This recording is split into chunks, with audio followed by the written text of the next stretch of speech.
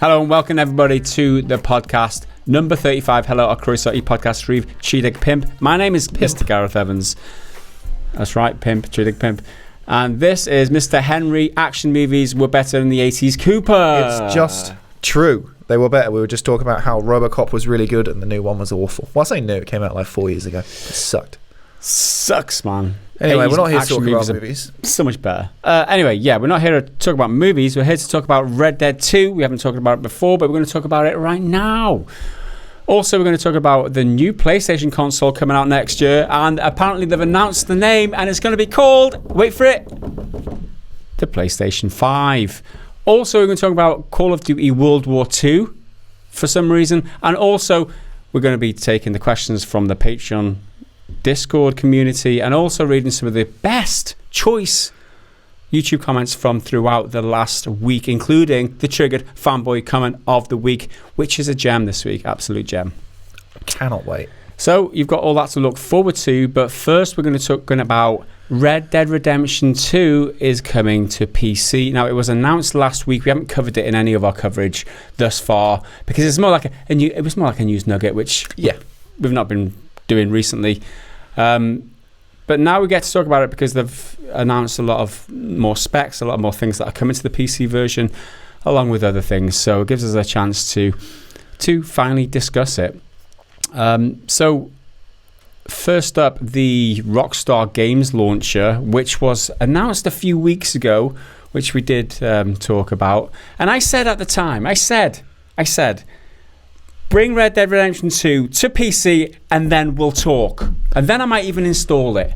And lo and behold, it was pretty obvious. I don't think it was a hot take. I hate to rain on your parade. In fact, no, I don't hate to rain on. I'm enjoying rain on your parade. I'm going to change your name to Henry Rain on My Parade Cooper. Well, good. There's a song already about it, so I don't need a theme tune. I've already got. But yeah, it's a pretty big no-brainer, right? When they bring out a launcher, you're going to put your arguably your second biggest game on there. That's assuming Red Dead Redemption 2 was always coming to PC, which that's what I mean. we kind of knew from the leaks and from various people on LinkedIn's profile, Australia and stuff. Yeah, exactly. Yeah, there was plenty of breadcrumbs that led to the fact that it was coming to PC. The fact that they announced the Rockstar launcher, and you're like, how do you get people to install your launcher? Well, shortly after that, you announced the biggest game that you've ever got coming to PC, which is obviously the best marketing strategy to get people to install your launcher. Not only did they give away, was it GTA Vice City or something? San Andreas, I think, but yeah. Yeah, one of them. Take this 10-year-old game. Yeah. But anyway, my first initial thoughts were, let's just hope it's not a bollocks PC port from consoles. Yeah. It's just not like, same old shit that you get on consoles, but just a bad port. But, however, over the last 24 hours, they've announced a host of new features, a host of new technical improvements that are coming to the PC version, and I'm going to list some of them for you now to get your juices flowing. Increased draw distance, we would expect anyway. Higher quality global illumination and ambient inclusion. Improved snow trails. Got to get those improved snow trails. You know what? Right. I'm not too fussed when it comes to graphics, but I do love environmental deformation with stuff like snow. If you're walking around, I want to see not just footprints, but when it gets deep, I want to see it get messed up. So that sounds nice. That sounds good. Also, we have improved reflections and higher resolution shadows. Tessellated tree textures. You got to get those tessellated tree textures in. Your triple T there. Fucking hell, I can't say that 3 times fast. Improved grass and fur textures. HDR support, which is always a plus. Unlocked resolution 4K and higher. Now that is exciting. Ultra wide aspect ratio on multi-monitor support. Great, fantastic, and unlocked frame rate, so you can whiz it at 144 hertz or whatever you want to run it at. Your frame rate is unlocked, apparently, which is great. Some other new things coming to the PC version. Now, this is gameplay wise. They just add in a bunch of other stuff. 3 new bounty hunter missions. I'm not going to go into fine detail, but these are all listed on a PC Gamer article if you want to go and check them out. They're also bringing 2 new gang hideouts, 2 new treasure maps, 4 new story mode weapons, 7 new story mode horses, or 4 horses and then different variants. A new mission called To the Ends of the Earth, where you've got to collect herbs and stuff, which thrilling. I love a sounds collector boring to me. 5 new trinkets. So there goes my fears that this is just a shitty console port. It looks like they've put some effort into this. They've put some actual content in it. Wow. Yeah. I mean, the amount of people who were complaining at the time, seeing like, I really, really want this game, but I'm not going to buy it because it's not on PC, so what's the fucking point? And then it running questionably at best on most consoles because it's such a demanding game, because it's so enormous. Putting it on PC is just the right thing to do. Yeah, as a PC gamer primarily, having to play games on console. I don't play games out of, I don't choose to play games on console. If they're only on console, then I have to play them on console. That's the way I see things, right? So, the Sony exclusives, I have to play them on console. Red Dead Redemption 2, I had to play it on console. As one of my most anticipated upcoming games. I didn't really enjoy it, I'll be honest. I didn't really enjoy the 30 FPS. I sound like a snob, I know. I sound like a snob. I didn't really enjoy the controller control method and the shooting and the action with the I don't know. It just didn't work for me. Whereas this, it's got me interested in play. I didn't even complete the game. I just wasn't having fun playing the game. Yeah. I just found it boring and tedious. I wasn't getting enough enjoyment out of the action sequences that I was shooting people like I did in the original. And it's just something wrong, something missing there. Maybe this will finally awaken my love for this game. Yeah, hopefully, because the story in there is really good. It's super fucking long though, and I feel like bits of it could be made shorter, but that is part of the way they've chosen to do it deliberately. It's meant to be a slower experience, but the controls are just a pain in the arse on console, because the button to look at people, you can often end up shooting them because it's the same input. There's a couple of fiddly things. I'm just going to play first person mode the whole way through on PC and screw everything else. I'm just going to be headshotting them bitches with my mouse and keyboard. That's just the state of the matter. Anyway, they've released some recommended specifications for the game. I'll run through this quickly for those who are interested. Minimum spec and recommended spec. So the minimum spec is Windows 7, Intel Core i7-2500K or AMD FX 6300, 8 gigabytes of memory. The GTX 770 2GB NVIDIA GeForce graphics card or equivalent, AMD Radeon R9 280 3GB HDD. Amount of space you're going to need is 150 gigabytes. That's a lot of space, but it's a lot of game. Yeah, there's a lot of game. There's a trade-off there. It's about that big on console now anyway, I think. Yeah. Maybe a little bit less. This is single player and multiplayer together. Exactly. Which it might be smaller if you were playing single player, or just using the single player, and you could install it separately. But the console version only shipped to the single player portion.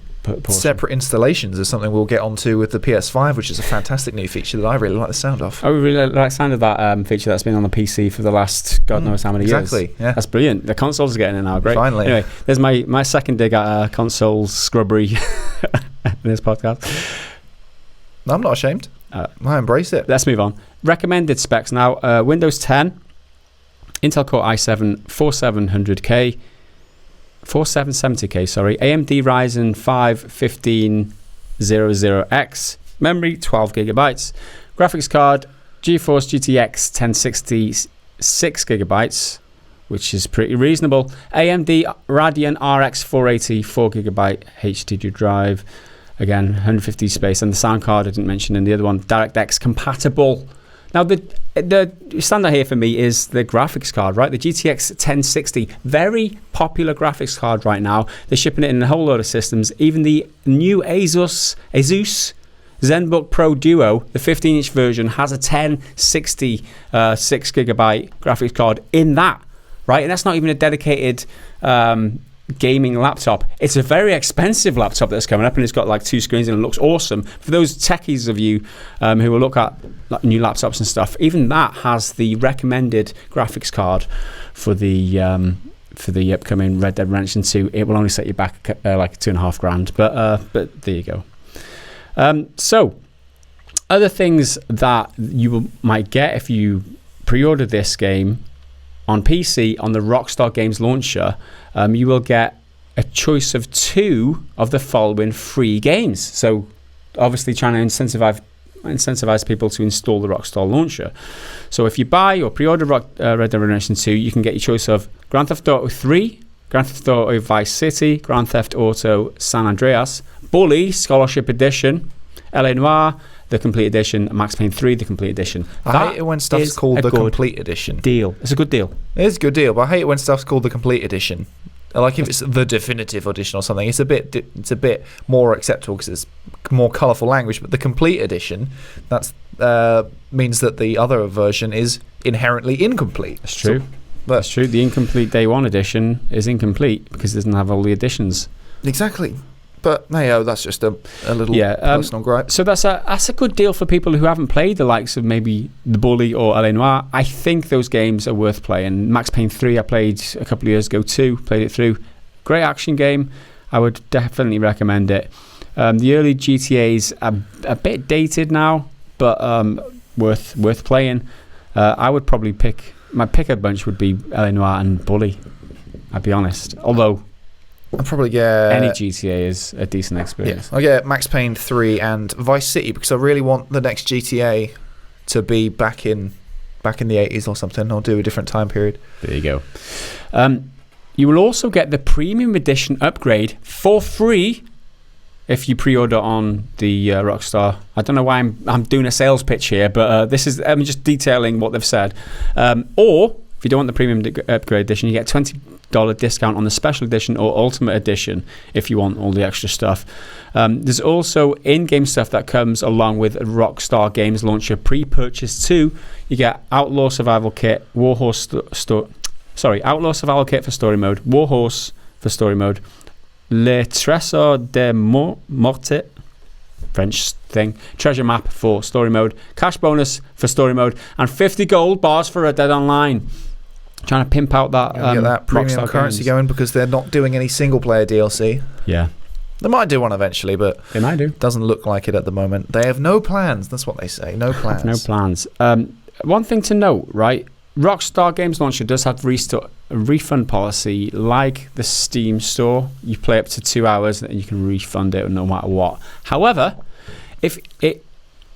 on this occasion, if you pre-purchase and get these 2 free games and pay more than two hours of any of these games that you've pre-purchased that you get for free, then you won't be eligible. You won't be able to refund your copy of Red Dead Redemption 2. So the 2 hours only spans any of the games in this kind of bundle, as they're calling it. So the whole package becomes non-refundable if you play beyond 2 hours of any of the games, which is something to note. So you can't just take the free games, play them all the way through, and then refund the final game when you get it, in case anybody was looking to exploit that. So a couple of key facts. It's not coming to Steam until December. So it is on the Rockstar Games Launcher and the Epic Games Store, I think. It's coming at launch on November the 5th, which is a little over a month away now, which is pretty exciting, 4 weeks away. It's more or less a year after the game launched in the first place, right? So it came out last year on the 26th of October. There you go. So they've had plenty of time to work on it, so it should be up to snuff. We'll see. Although it's always worth not pre-ordering it. This is the thing they've incentivized so heavily that you pre-order on the Rockstar Games thing. You don't know what the game's going to play like, and that's the caveat, right? You're gambling that this is going to be a good port. You're gambling that it's not going to be like press X to interact. You're gambling that they've put the time and effort. This is Rockstar, and you could probably put good money on them doing a good job of this, given that they've detailed how many improvements are coming on the PC version. It doesn't seem like that they've just, ported it over willy-nilly, if I can use that expression. It sounds like they've put some effort into this. So, I don't know, hedge your bets. What do you reckon? Is it worth the gamble of the pre-order? We will see, because only reviews at launch will confirm or deny whether they put a decent effort in. So, what's kind of debatable for me or questionable for me is how they've delayed the Steam launch. There's no exclusivity thing. There's no Epic exclusivity deal in place here, because obviously it's coming to their own launcher and Epic Games launcher, but it's not coming to Steam for another month. How much Do you think they maybe done a deal with Epic, or do you think that they've maybe realised that it's not in their interest to launch on Steam on day one, and just to miss that launch window on Steam might make them that extra revenue on their own launcher, might get more people installing on their own launcher over Epic, because a lot of people love to hate Epic, right? Yeah, so I guess they're not losing anything by having Epic at the same time as them. But it just seems weird because they own the launcher. I would be totally fine if they just put it on there. Don't bother with Steam or Epic. Just be like, well, yeah, you've got to use ours. We'll just make it as good as Steam, because Steam's the best one. Yeah. For features and whatnot. And you can't really argue, because you can say, oh, well, it's inconvenient because it's not on my store, or they don't have all this, that, and the other. But they own it. They own the whole market for that thing. Okay, yeah. I see why it's coming to Steam. There's just so many people play on Steam. They can market the hell out of that and sell loads of copies on Steam. Yeah. I get it, but I wouldn't. I'm saying I wouldn't put it past them just to make it completely exclusive to theirs. Yeah. And I don't think you could really blame them for doing that. No, perhaps not. So the other exciting thing for PC gamers is the prospect of mods on the PC version. Now, we have had confirmation that Mod Framework 5M it will be coming to Red Dead Redemption 2 a month after launch. Now, this is the mod tool that powers the most popular GTA 5 role-playing servers. So anyone who's familiar with 5M knows that it's great for GTA 5, and the fact that it's coming to RDR2 is going to be awesome. And just the modding community in general is going to be excited about this. Now, I've got a few requests for mods, right? What I want from a mod GTA from RDR2 are the following: the ability to walk faster than a fucking snail in the camp. Yeah, that would be nice, right? The ability to fast travel to the camp, not just from the camp, or fast travel any from anywhere. That'd be nice. They had it right in the first game. Just set up a camp. Why the fuck did anyway? Just that, it's a simple thing that would make my experience that much more enjoyable. Yeah, no doubt someone will figure that out within a month or something. Yeah. And a little tweak to the AI in the police in the cities, just to make them a little less fucking arseholery. Yeah. Arseholy, because they're just so aggressive. They're so aggressive. Someone starts a fight with you because you're looking at them, punches you, you don't do anything, you get arrested. Or shot, dead, whatever. It's so annoying. It's so... I know it's a difficult one for modders to tweak with AI. I don't know, maybe they can just turn the fucking... Turn it off, just wind it down a bit. Yeah. Anyway, what would you request for... What would you be on top of your list for mods? I don't know, man. I think being able... I can't say one thing that I was about to say because it's a bit of a spoiler. Because it's really freaking annoying, but I can't. No, I won't say it in case there's anyone who hasn't finished it, because you haven't even finished it. But I think the fast travel one is easily the biggest. But being able to just set up a camp anywhere and have all of my being able to change my outfits. Yeah. Because they had the cold and hot mechanic, but it didn't mean anything. Yeah. At all. Yeah. Not like it did in something like Breath of the Wild, and that was one of my favourite things about it, is because it made it a bit more survivalist. Maybe turn that stuff up. Turn up the fact that you need to eat, because if you don't eat... he looks skinnier. No, he doesn't. Really.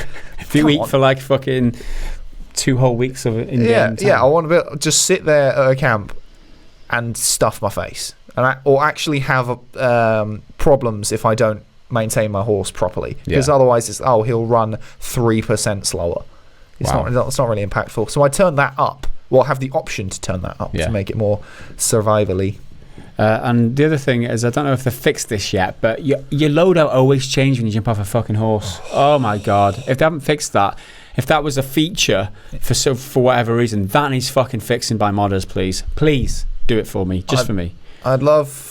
this would be a tiny little UI thing, but for your second holster to not be on your belly, because he's got the main one on his hip on the side, then the second one, which you get later on, is also for your right hand, but it's on the front of your your belt. If you could put it onto the other side, so you could have them on both sides, that would be cool. I think those just look better. And when you've got two rifles or whatever on your back, one's on your shoulder and one's over, and you look ridiculous with two things just like clattering around. Just little kind of UI things like that. I mean, I don't care how ridiculous you look. Yeah, It's not a grievance for me. I just want it to fucking work when I press something. Yeah. That's essentially. Anyway, there you go. I think that rounds off our Red Dead Redemption 2 discussion for this podcast. Any of your suggestions for what you'd want fixing in the PC version, by mods, or any other thoughts on the game, let us know down in the comments below. Alright, so next up, as we said in the intro, there is a new PlayStation game. Not game, well, there's probably a PlayStation game coming. There's a fair few, actually. There's Dreams. Yes, Dreams. Is it Dreams? Not Dreams. The Concrete Genie, which came out this week, which looks interesting. I don't know if I'm going to get it, but it looks like it's got some... Looks kind of nice. That's for kids. Yeah, like I feel like I need a relaxing game every now and then. Yeah. Because recently I've just been playing loads of Shadow of War again, and cutting off orcs' heads is fun, but I sometimes need to calm down from the relentless violence.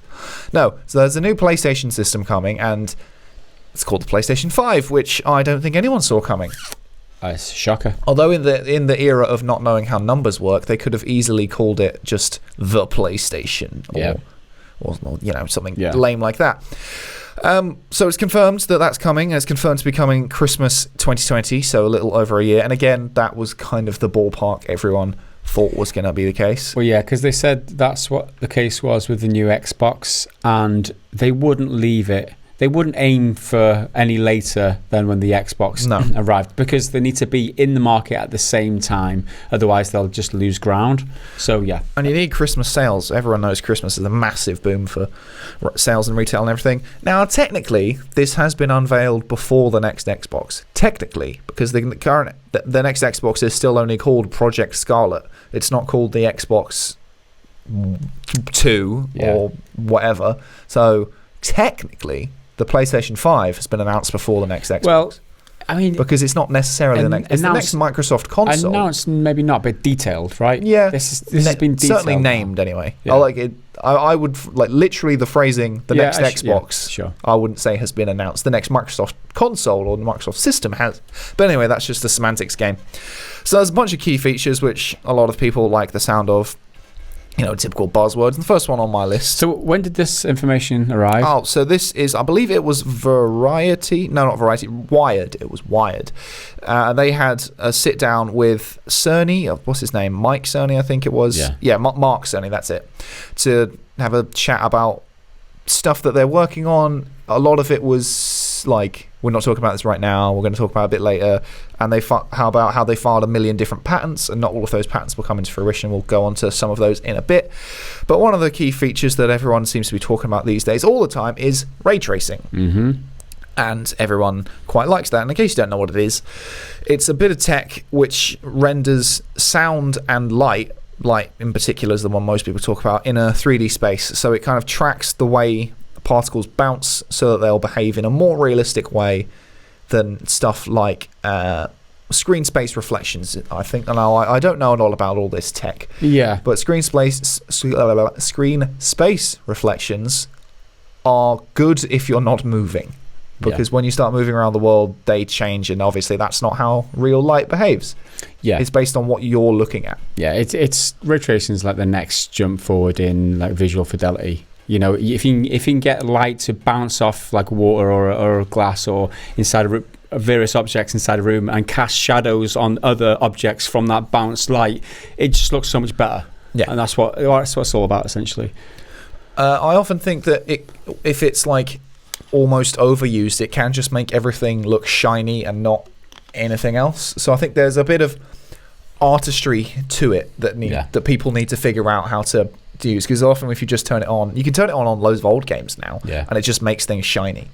But anyway, it works with sound as well, which a lot of people don't really think about, but that will like map the way, map is a bit of an abstract concept, but it will map the way sound behaves. Like, so if someone's in a different room and they call out, it will sound different to how they sound if they're immediately in front of you, rather than just being an effect that the sound team would put on top. It will do it kind of real time. Yeah, I'm assuming that you get the reflections and the echo, reverberations from all the walls in the room or something, and that if that's rendered real time, it can be a lot more dynamic than maybe it could be done if it was pre-programmed by a developer. Yeah, because if someone's like through a room and then around the corner, often in games you'll just hear them in the that channel on the right side, but instead it'll have to bounce straight from them and then off their walls and then into you, so it'll still be forward but a little bit left, right, or whatever. It makes sense to me. Next big one is an SSD, and that is a solid state drive, which is a kind of memory storage system, which is most notably different to a HDD, which is a hard drive disk. And a solid state drive has no moving parts, whereas a hard drive disk has a disk that spins. So faster data accessibility, right? Pretty much, because an hard drive disk has to spin up. It has to kind of get going. Solid state drive doesn't have to do that. And SSD doesn't need to duplicate stuff to make it easier for the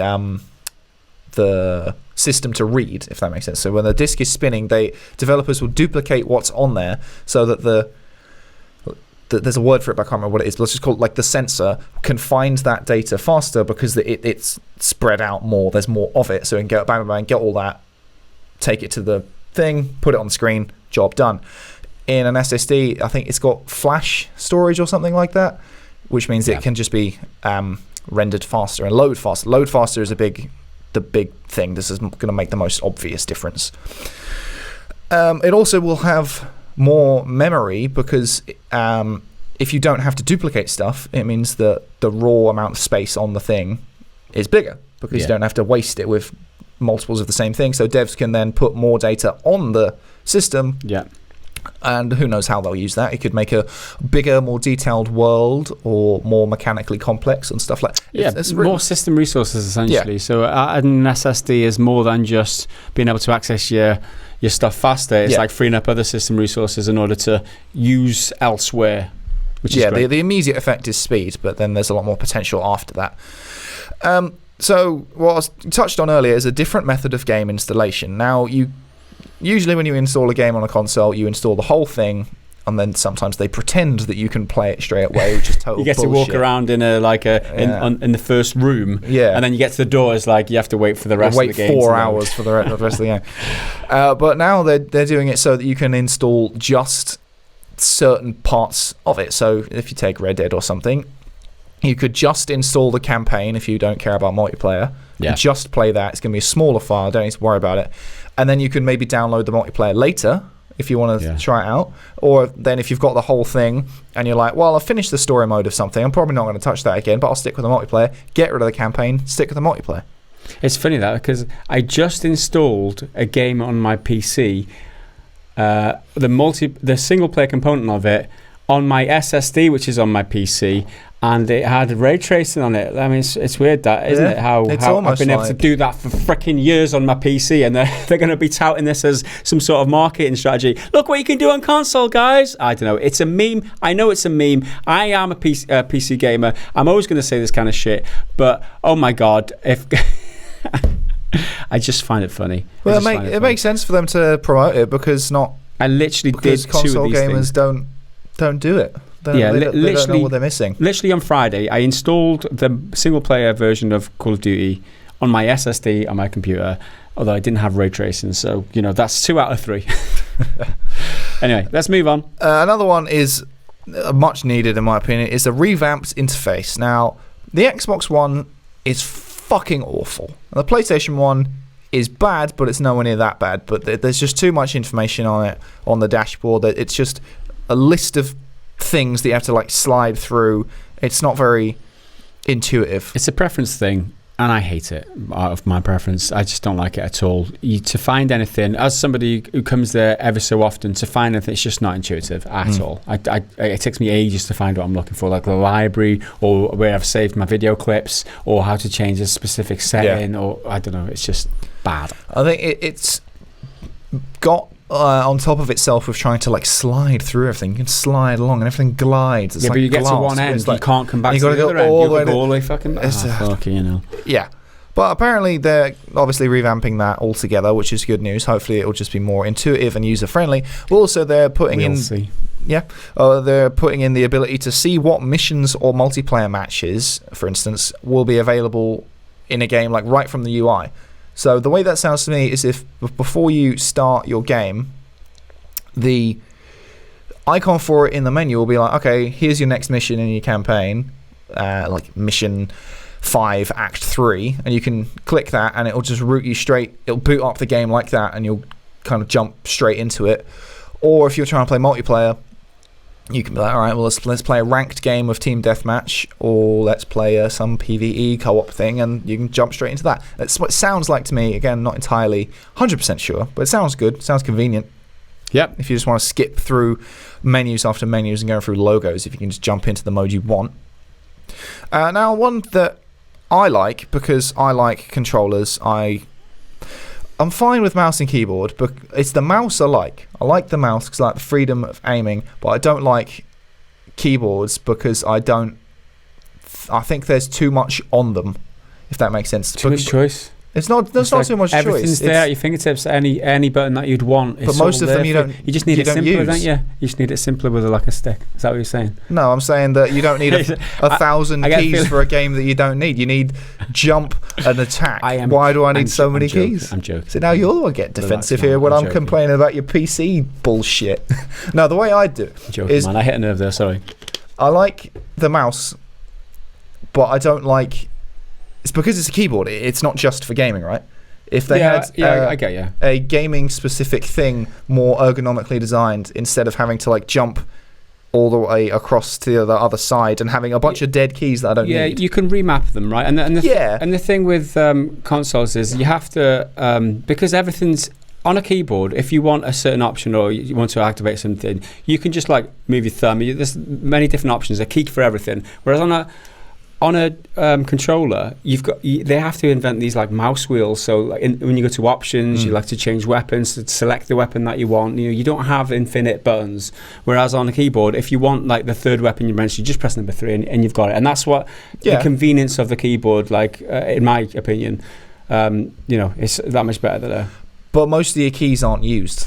That's true. That's you can't reach a lot of them. Yeah, so. yeah. It's just like it's not an inherent problem with the way you're inputting things of doing like this kind of piano key action. It's just the way the keyboard itself is designed. I'm sure there are some out there that are more you can focused on you can get these like smaller little pad things, but that are just like a certain section of your keyboard, and it's just like you've got a mouse and a little keyboard thing. You can get them. Yeah, you can get that makes more sense. Cool. But yeah, the controller for the PS5, it has one, which is always nice. And there is possibility of them implementing some voice-controlled AI stuff, but this is all based on a patent and it's unconfirmed, and I don't really care about voice AI. Xbox go home. It's not something I ever use. Xbox wake up. I mean, it's got to be... that kind of thing. Yeah, it's got to be super cool. Like, when I boot it up, it needs to tell me a joke or something funny, but yeah, I don't really care for voice controls or anything like that, but hey, some people do. I suppose it'll be really useful for people with like physical disabilities and stuff. There's a challenge to overcome, and you can speak. There's also a trend in tech these days to like Alexa, tell me what the weather is, or just voice activated things around your home. So if they can squeeze that into a PlayStation, it's like get me to the settings so I can change the brightness down or whatever. Yeah, if they give her a nice name.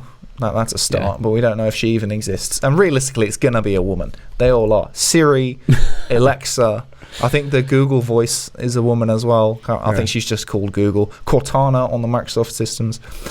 Anyway, it's probably going to be called the DualShock 5, but they haven't officially named it. But again, that's what makes sense. And apparently the controller that this writer used looked pretty much exactly the same. And felt more or less exactly the same in terms of its dimensions. He had hands-on with the system? With a controller, not a PS5. He played, I think, Gran Turismo with the new controller, or like, a prototype. and then tried it again with the DualShock 4. And then he talked about a bunch of different stuff, including something they call adaptive triggers, which I like the sound of. And it's one thing where Microsoft has had the edge on Sony for the past generation, because I prefer the PlayStation controller. I like the symmetry of it. I prefer its shape altogether and the way it feels. But Xbox has way better triggers. I can't even tell you why. Apparently something to do with springs, I suppose. But apparently they've got adaptive triggers now, so shooting a shotgun should feel totally different to firing a machine gun, or pulling back a bowstring on a bow and arrow will feel tighter as you pull it further along, which sounds cool. I like that. Yeah. Especially for things like racing games, where it's super important to not just pull the trigger the entire time, where you'll do it in grades like you would an accelerator pedal in an actual car. And speaking of racing games, well, as I said, they tried Gran Turismo, and they mentioned how track surfaces felt totally different, like going on the tarmac itself versus when you go around on the Apex, it feels different because of all this haptic stuff they've stuffed in the controller, which is nice. Okay. Yeah. I like stuff like that. I like a bit of good rumble. Yeah, if they use it properly. No, that does sound interesting. How they can transfer the in-game environment to the feel of the controller. When done well, it's really immersive, and when done badly, it's just my controller's just vibrating in my hand. Yeah. That's not doing anything for me. Or if they totally blow my little 12-year-old mind, like Psycho Mantis did in Metal Gear, having to put my controller on the floor, being like, "Oh, this dickhead's not going to move it," and then it vibrating. I was like, "You clever little bastards." Yeah, if they could do that, they'll have me.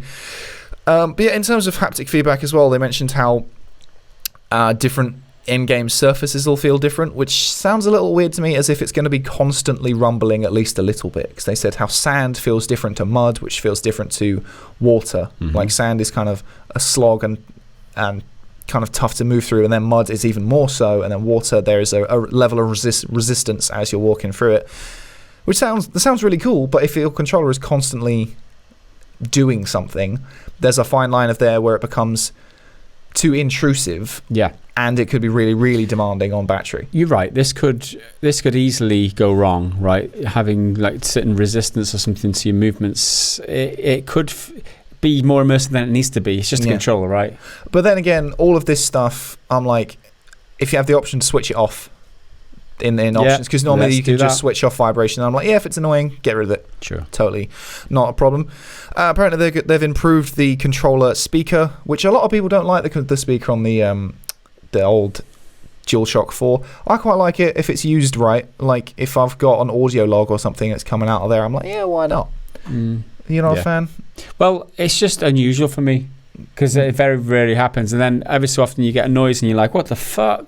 If for somebody who's is not accustomed to that at all, it's like, or maybe you've got your headphones in or something, and then it's like, I mainly play with big like stereo speakers to get really good quality sound, so I kind of like having a little something in my hands. There's options though, innit? If you can turn it off. Oh yeah, exactly. You can switch it off. A good use of it, again, I was playing Shadow of War as I mentioned earlier. There's little moments in that when like you'll hear a sword like swing or something. I like it when it's used like that. It's just a little pepper on top of the experience. And apparently they've been working on the whole haptics side of the DualShock, well, potentially DualShock 5, whatever this controller would be, since they were working on the DualShock 4, but didn't get it finished, and it was still in R&D. So they put out DualShock 4, and then they kind of had stuff ready to go by the time the PS4 Pro was ready, and they thought about releasing a new controller with that, but ultimately decided that would make like a split in the player base, because some people have the default vanilla one, and some people have this like fancy one, as if it's like an elite controller or whatever. So they waited until the PS5 release, which makes sense to me. Yeah. Especially as you'll get it free with it, and instead of having to like pay $100 quid to get this controller. Horribly expensive, these things. I just hope you can use your old controllers with the new systems. I always want that to happen, but it very rarely does. Yeah. So I don't have to buy a new one every time. It's got a USB Type-C charger, which doesn't sound like a big deal, but it's just convenient. Most phones use USB-Cs now. Most stuff in general does. There's still a few micros, but USB-Cs is more popular. The controller's going to have a large battery capacity, which that's kind of a given, and since it's got all this extra stuff, it's even more important that it's going to need a large battery. But also because of that and the increased haptic stuff inside, like all the mechanics of that, it makes for a heavier controller, which I hadn't really considered. But the line from Jurassic Park springs to mind, which is like, wait, when the kid goes back and grabs the goggles, he's like, are they heavy? Yeah, well, put them back, they're expensive. Right. So this controller is probably going to be super fucking expensive to buy. Yeah, more premium feel, that's for sure. And then there's all the general stuff about it having like a 4K Blu-ray drive thing. Yeah. But again, there's unconfirmed stuff about whether it's real 4K, like native 4K, or pretend like it currently is on the Pro. Upscaled or whatever. Yeah. And they're talking about 8K as well and all that stuff. Yeah. And they didn't really elaborate on that. But that's all the new information. That's all the new information. And we've still got a year to wait now. Yeah. And I don't know, I always think that this should have been out a long time ago. They should do, technologies, it just moves on faster and faster. And I was laughing about it earlier, but there's a few things here that have been a standard on a PC for a good while, and you have to wait a year to have it on a console, and then, who knows, next year we'll have already maybe some improvements for the PC, and then you might have, another 6 years to get it on console. It just feels like they need to, the industry's changing, technology's changing. They need to think of a way outside of a new console every 3, or a new iteration every 3 years, to try and keep up with it, because we want gaming to be pushed forward. We want developers to have more system resources and more tools at their disposal to make the best games, because that's essentially what this is about, right? I'm not being necessarily being a snob just because I hate console peasants or whatever. It's not about that. It's about holding things back and giving developers the freedom to make gaming the best it can be. So I know, in my defense. Yeah, I mean, it makes sense. They're not trying to appeal to the PC master races, because PC master races will always be PC master races. Yeah, so they're trying to appeal to their own market. There is the show them argument of convenience. There's always the argument of convenience and how easy it is for the general masses to just pick up a console, stick it by your telly, and away you go. But then again, we've got cloud computing coming in. We've got the Google Stadia and all that stuff coming in soon. Who knows? That might just rock the boat. Might just blow the lid off the whole thing. And maybe. Who knows what the future is? I don't really believe that it will, but hey, I'm open to the idea. I don't like when people are just shitting on it completely outright without having tried it. Yeah. I think it probably will be shit, but I'm open to it. Stadia. Yeah. Hey, the fucking PlayStation 5 could be shit. There we go. It could all be shit. Xbox could win next generation. They could not launch like a piece of shit like they did this time. But hey ho. Anyway, that is our PlayStation 5 discussion. Let's move on to Call of Duty World War II discussion. Now, why are you talking about Call of Duty World War II? This is a 2-year-old game, I hear you say, Gaz. Well, apparently this month it's on Humble Bundle as one of the games, which will set you back a $12. It's a $12 subscription, which you can just pay for once and then cancel, by the way. So as a package of games that you get every month on the PC, it was there, and I was like, $12 for Call of Duty World War II. When I saw it announced and it was marketed in the lead up to launch, I was like, I really want to get into that, because I played all the Call of Duty 2, Call of Duty 1, all the other World War II Call of Duties, United Offensive, whatever, and I really enjoy. It's some of my favorite gaming memories ever, right? So when they announced the kind of reimagining of the World War II Call of Duty, I was like, yes, I'm all aboard for this. Lo and behold, it turned out to be a shit show with microtransactions and all that bollocks, and I skipped it. The campaign itself was 6 hours, and I'm not paying 45-50 quid for a 6-hour game, because I'm not really going to play the multiplayer. It's not like it used to be. But for $12, well, I'll jump into that. And added to that, if you can unlock the game right now, it's like November's bundle. You get Spyro Reignited and Crash Ensign Trilogy together right now to unlock, plus a bunch of games on November the 1st. Does that sound like good value? So that's 7 games technically?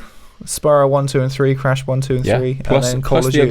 Plus the other ones. There'll be a bunch of maybe 4 other indie games. But I think the recommended retail is something like it's $120 worth of gaming right there. Yeah. And for me, I give away the Spyro. In fact, I give away Spyro, and nobody's claimed it because I'm giving it away on Discord yet, by the way. If anyone on Discord wants the Crash Enzyme trilogy, I won't play it, but I've got a key for it. $12 for just playing Call of Duty. I thought, yeah, I'll try it. I jumped in, and you know what? I actually liked it. I was quite impressed by a lot of it, and I knew going in that. I remember from the reviews that there was a lot of moments where you get taken out of the immersion because it forces you to look at like an explosion on Omaha Beach, and there's like these first-person cutscenes where you just have to sit there in your own body. You can't move around. You can just like move your head, but everything plays out in front of you. So it's like it's a little bit annoying sometimes when that happens. I'd rather be able to have the freedom to do what I wanted, but I knew that going in, so I approached it with patience, and it didn't grind on me that much. So the campaign, I'll talk about specifically. I didn't play the multiplayer. I didn't play the zombies mode, co-op mode. I didn't play any of that. So this is just the campaign. This is my impressions / review. I completed it, so it's a review, I guess. So you play as Private Daniels, who's just a recruit, I guess. And the campaign starts on D-Day. During Normandy landings, which is really awesome. It's reminiscent of the Medal of Honor Allied Assault mission. The very I don't know if the old school gamers will remember, but it's like that Band of Brothers / Saving Private Ryan scene on Normandy Beach, and it's so effing good. I love that genre. I love that era, like World War II, the weapons, the everything about that, maybe because Band of Brothers is so awesome and Saving Private Ryan again, but like having bullets whistling past your ears and like explosions going on, I just love it, and it's part of the reason why I really like the campaign, probably because I'm so invested in in this era, like World War II. I do like it as a platform to play on. So it was hitting a lot of nostalgia points for me, especially I did replay Allied Assault a couple of years ago, and this is just on another level in terms of how it looks, how it sounds.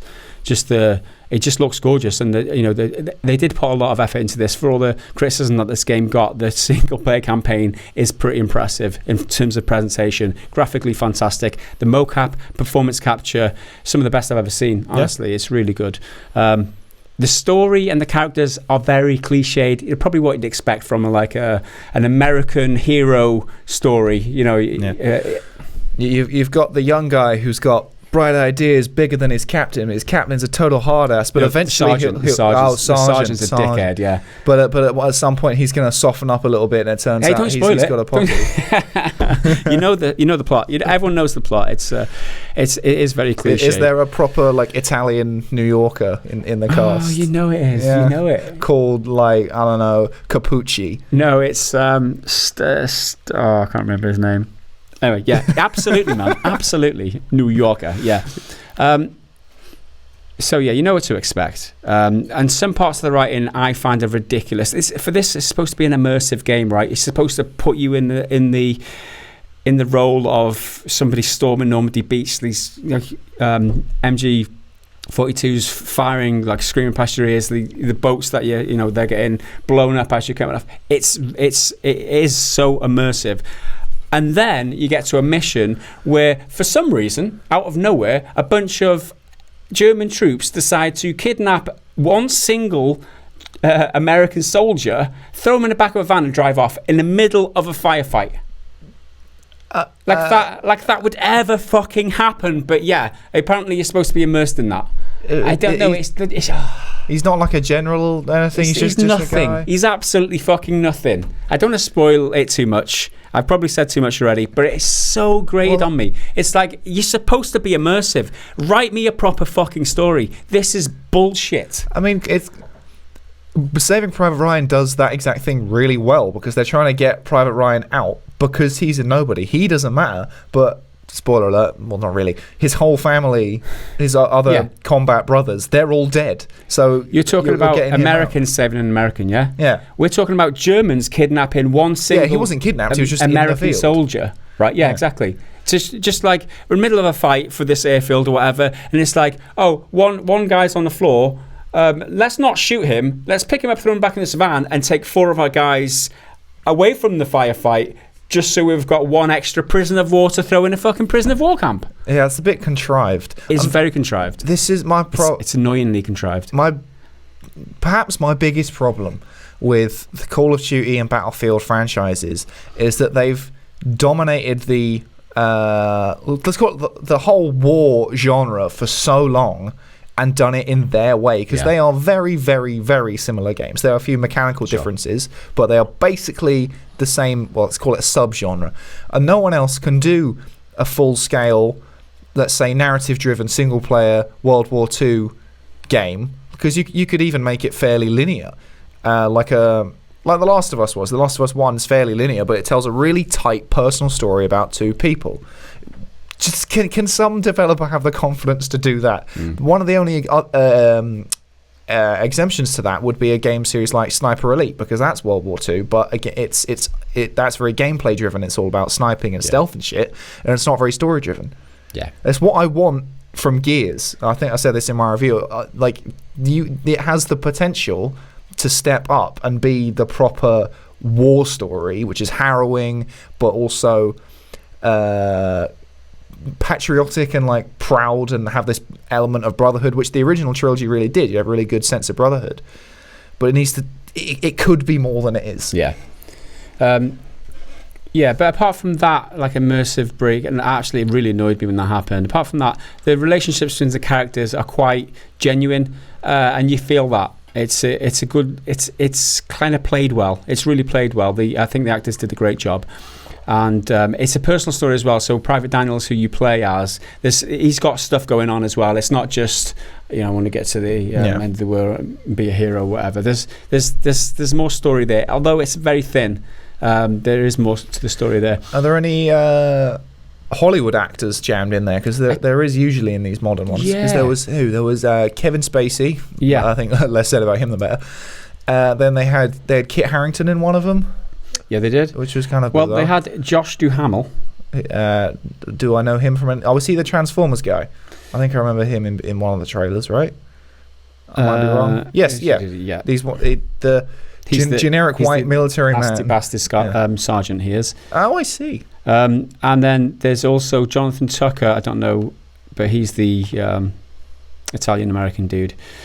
The Texas Chainsaw Massacre, Hostage, Valley of Ela, and The Ruins. So sounds like he's done a bunch of horror movies. Yeah, there's a few things. The main guy, Daniels, I don't think he's done a lot, but there you go. So this time, if you're used to World War II or Call of Duty, the original 2, Call of Duty 2 or Call of Duty 1 or any of the World War II themed ones, there is no Russian or British campaign. It's all American campaign, which kind of sucks, because I want to be Brit. I want to have the British weapons, or no, the Russian too, or Soviets, whatever. Yeah. Well, I think, again, that's another missed opportunity, because you could write a story about these 3 individuals from their 3 different countries, and then they all come together. Yeah.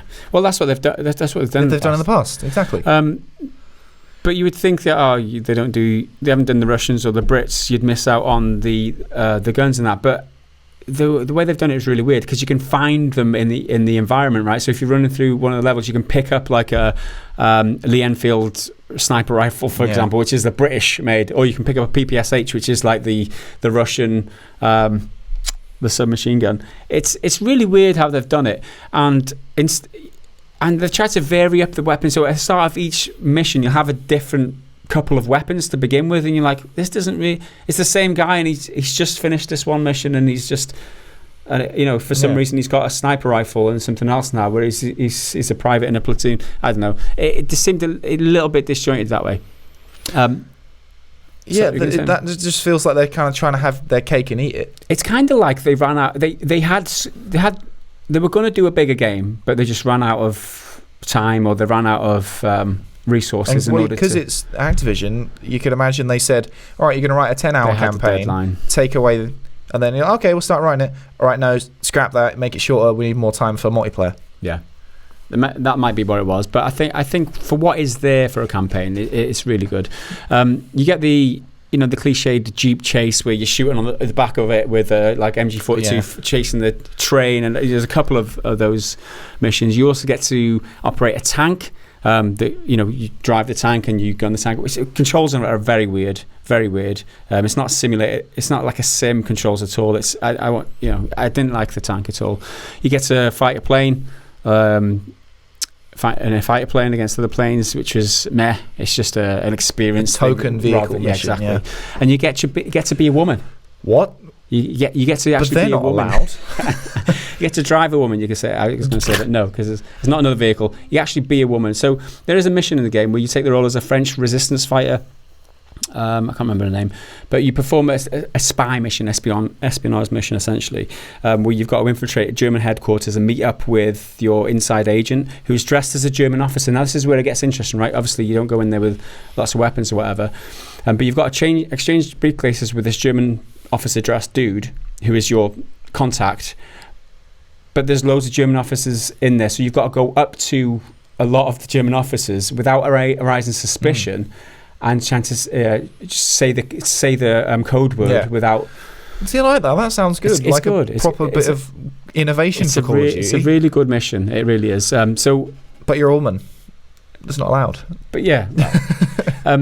So the gameplay of this, like, you've got to memorize your story. So before going in, you've got your papers. You've got to memorize your story going in, so that when they ask you questions and you get multiple choice answers, right? If they ask you questions and you get it wrong, you rumbled, right? Yeah. So there's that element to it, and also there's stealth gameplay to it too, when you're sneaking around the rest of the building, and the mission involves like blowing up the doors to let everybody else in because there's an assault happening the next morning or whatever. But I really did like that mission. Although it did feel like it stood out like a sore thumb because you're playing as Daniels the whole time. Not that it wasn't good and I didn't enjoy it. It was great. It's just in the wrong game. Maybe it should have been like you've got your campaign mode, then multiplayer and zombies, and have it as like a Spec Ops mission, like a small self-contained little. I would really love to. I've enjoyed it. It felt like a bit like Hitman. You're sneaking around, you meet people and whatever, and then you're trying to bump people off and that. And again, this will be conjecture. Maybe that's what they wanted the game to be altogether, and then they were like, well, no, you make a classic World War II action game about American triumph and all that. I don't know how good it would have been if there were multiple missions like that, but I enjoyed it for what it was, that's for sure. It was a refreshing change, although it didn't fit. As far as gameplay, in this game, there's no health regen like there is in regular Call of Duties. You have to use health packs, which you can get from your squad mates. So one of your squad members, there's a cooldown bar on it, but he'll throw you health packs whenever you ask him. Is he your medic then? Yeah, there's the medic dude. There's also other members of your squad that can do other things or provide other things for you. Like you can get ammo off one guy. Let's have a look. One guy can provide mortar fire, another guy can highlight enemies, and so on. So it's quite I like that aspect of it, where you're not just regenerating the whole time. You've got to be aware of your squad, where they are, and if you're going off on a lonesome and you're running low on health, it's like fuck. You've got as a single player game, making you pay attention to your squad, it succeeds. I like that. Generally, I prefer health management as opposed to regen. Yeah, because regen it doesn't put any real pressure on you. It doesn't force you to think. You just shoot. I'm here. All right, sit and wait. Yeah. Instead of having to be a bit more tactical. One of the most awesome parts were occasionally during a mission, like you'll hear "Help, medic!" and one of your friendly troops is on the ground and he's like being shot or whatever, and you can just leave him, or you can just drag him behind into cover, and then a medic comes and saves him. And obviously there's like 3 of these per mission, and you get like a trophy or something for doing all 3 of them. But there was one more memorable one, right, where there's a mission where there was a sniper, and there's this friendly guy calling for a medic, and he was in a pool of blood on the floor, and it was very reminiscent of I don't know if you've seen it, the 1987 Stanley Kubrick movie, Full Metal Jacket, which is an absolute amazing. Talk about action movies from the 80s. Absolutely. I wouldn't even call that action. Well, no, it's not. It's more like a psychological thing. But it was like, oh my god, this is almost like that scene in Full Metal Jacket. I don't know if it was a tip of the hat to it on purpose, but again, it was like a nice moment that I got from it.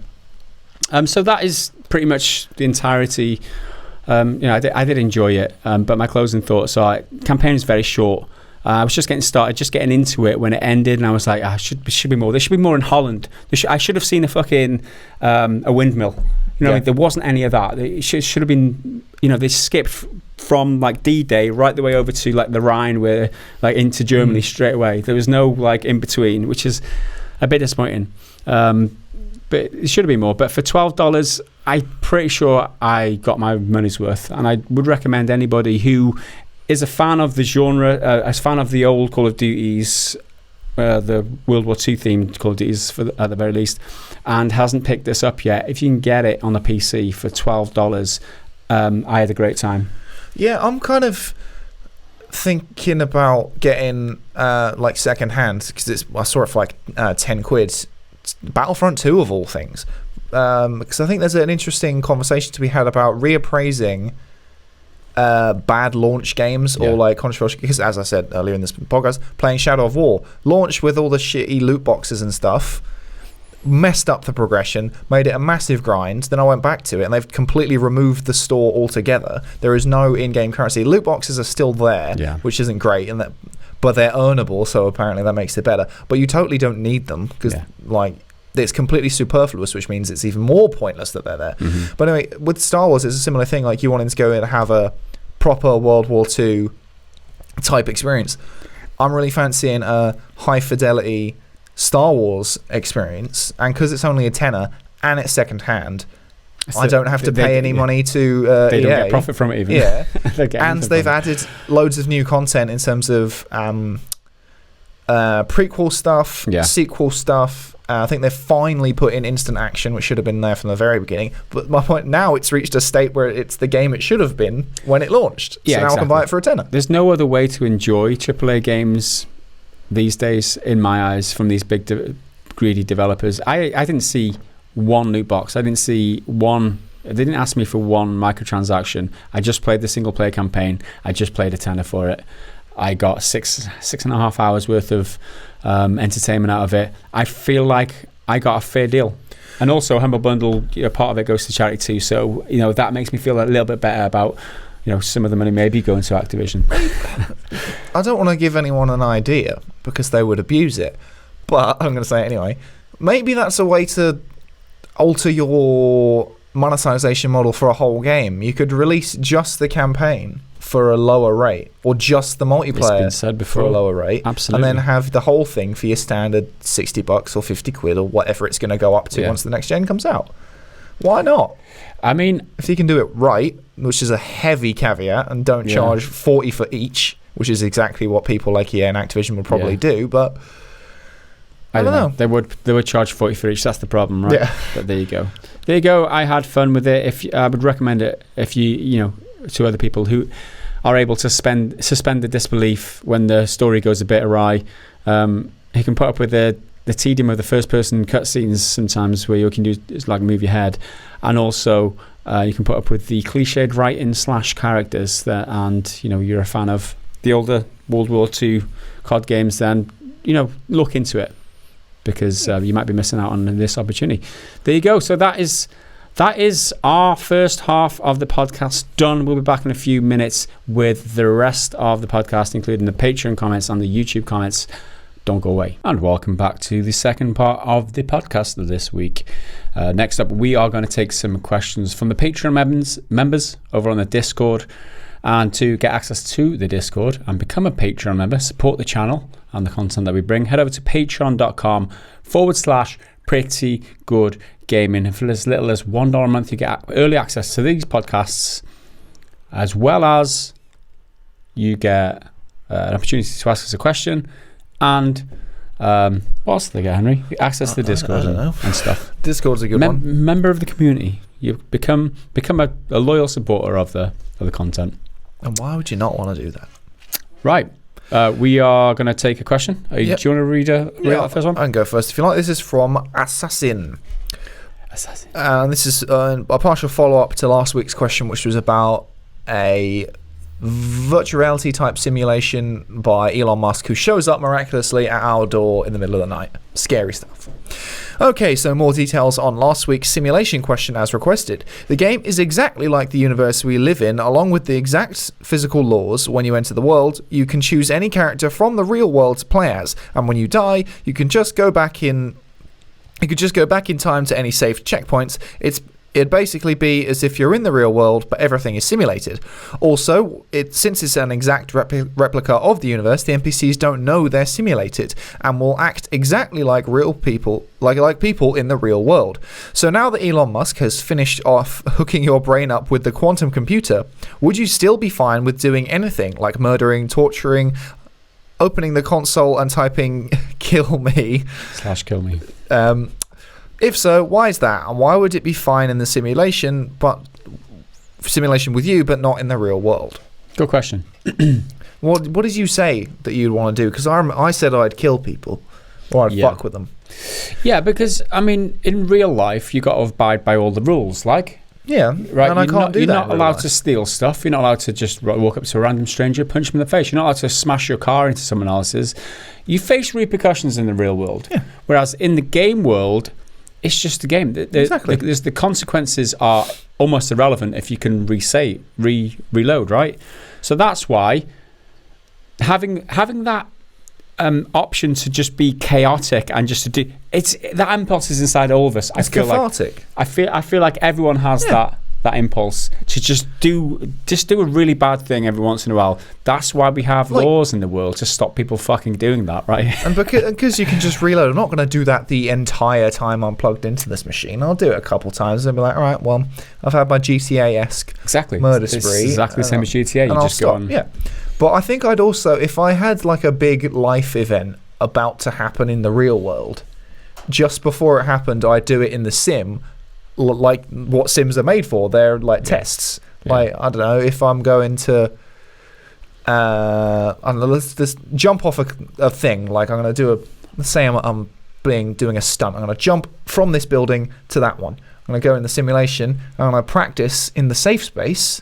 And then when I try and do it in the real world, hopefully I won't kill myself. I don't know why I'd need to jump across a building, but you never know. Maybe there's a mad axe murderer and I need to escape. Everyone needs to practice the parkour these days. Exactly. It's a dangerous profession. Yeah. And the thing is, is it like in the Matrix? Well, in the Matrix you can download stuff into your brain, right? So if you practiced something in the simulation, say you got really good at, say, the piano, could you then do it in the real world? Because your brain would still know how. Perhaps your muscle memory wouldn't, but your brain would. That's interesting. So, yeah, and why would it be fine in the simulation but not in the real world? It's because it's not real. An argument would be made in this hypothetical universe about they're intelligent, they're an artificial intelligence, they're real, they're alive and all that, and they can feel it, but they're not real. No, exactly. That argument doesn't hold weight with me. Anyone I'm murdering, torturing, or anything like that in a game isn't feeling those feelings. It's just a simulation. They're simulating the screams and cries of agony. Yeah, not that I would torture, because I think that's I wouldn't do that. I wouldn't murder or torture. I fucking would. I probably would murder just randomly. Do you want to know what it's like? No. It's not that. It's just that I say I wouldn't, right? But then when I play a game, like I was playing Kingdom Come Deliverance, and I was trying to steal something off this like lady NPC, this maiden. She was just doing some sewing or something. And I remember I was trying to steal something, and she caught me, so she ran off to tell somebody, and I ended up murdering her. Obviously, like you do, because in a game there's no repercussions. But in real life, you wouldn't do that if you were trying to, you wouldn't steal something in the first place. But what I'm saying is, I didn't mean to be a murderer in the game, but I just ended up being a murderer. Not that I'd go out to play the game to be a murderer, but if someone catches me doing some shady, I'm sorry, they're dead. It's just that simple. I think I'd do bad shit to like myself as well in the simulation. Like self-harm, self-mutilation. Like, what does it feel like if I lose my arm? What does it feel like to be in a horrendous car accident? It depends how real it is, though. You don't want to... No, but that's the thing. I don't want to experience that in the real world ever. But I think it would give you a whole new perspective on empathizing with people and shit. No, maybe. It depends how science, visceral it is. And whether it does any damage to your brain having like experienced that. So you lose your arm in the sim, then you come out and you've got your arm there, but it's like you can't do it because something in your brain's fried. It's just a dead limb. More damage than just regular gaming does to your brain, right? Because we all know that. Well, if you're plugged in, then it's this like a direct line to your brain. Anyway, I feel like we've elaborated your question, Mr. Assassin. I've got a feeling I know what you'll be doing, Mr. Assassin, in this game, Mr. Assassin. Anyway, could be missed. Next up is Cloney99. This is a question. I'm a bit late, so I guess I won't be included. But in lieu of today's video about Ubisoft responding to Ghost Recon outrage, when's the last time you two wrote a fan fiction movie script and it was released accidentally as a press statement for a major company? It's not so much a question to us as a dig at Ubisoft because their fucking response was such a joke. Yeah, I can't even remember what it really fan said. Fiction movie script. Well, they just lied. They said, "Oh, we made a mistake. Yeah, we made a mistake and included this huge." We forgot. Sorry. Yeah, thanks for that. So moving on, the Anticus. You want to read it out? Let's take it. Of the bugs and glitches that you've experienced or know about throughout gaming history, if they were to happen in real life, which ones would make you freak out the most? You find the funniest, scare you, question your sanity, enjoy the most? I think anything that was seen in Assassin's Creed Unity would be really scary. You know, when the faces aren't there, it's just eyeballs and teeth. Look at this, dude. MLB The Show glitch. That's my answer to all of the above. What's Major League Baseball doing now? But it's absolutely horrific. What in the world is that? Just Google it, guys. It probably won't be on the screen, but just Google MLB The Show glitch. It's horrifying. I've got no idea what this is. One looks like wood and the other one looks like some ball of hair just coming. It's absolutely crazy. But that's like, freak you out the most? Abso-fucking-lutely. Find the funniest? It's pretty funny. Scare you? Fucking yes. Suggest, question your sanity? Yeah, you'd think you were fucking crazy seeing that. And you enjoy the most. I mean, I don't know if I'd enjoy that the most, but MLB The Show 17 is my answer. I think being able to clip through walls would probably enjoy that quite a lot. Yeah, that'd be cool. Just traveling the world a bit easier. Anything involving driving, when in games you'll hit like a pebble and it'll freaking spin out like crazy. Yeah, that'd suck. And that'd happen all the time. Out of context reaction, like a huge overreaction. That's cool. Thanks for your question, Mr. Vienticus Prime. Not That Rob Lowe's next. Now, it's 5 years old and life is good. We get to play with our favourite toys, Star Wars and Transformers in my case. School's pretty easy, playing with your friends and learn your ABCs, although still not too young for Henry to learn aplomb. No idea. No, that's over my head, sorry. What game was thrilling you the most that year? So this is obviously our weekly question from Not That Rob Lowe, and every single week we've been asking or answering what game that we played from a number of years after our birth. So obviously it's the 5th year since our birth. And do you know what yours is? I do know what mine is. So 1985 is the year that I turned 5. And a bit of a history lesson, that was the year that the NES released in North America. So Nintendo got their foothold in the Western market. So they released Super Mario Brothers and Ghosts and Goblins on that. I didn't have an NES, so that's not my answers. A close second was the game called Paperboy for me, which every time I went to the arcade, it was always the game I'd gravitate towards, because it had these handlebars on it, and you used to ride up the road and throw papers at. It was a simple game, but it was pretty cool. And Gauntlet was a good one too, because Gauntlet was I think there's the very first multiplayer game that I played with my cousin when we went to visit his house. So Gauntlet is like a dungeon crawler, top down thing. That was cool. My best game from 1985, the winner is Commando, the movie tie-in to the actual Commando. Has to be amazing. It was.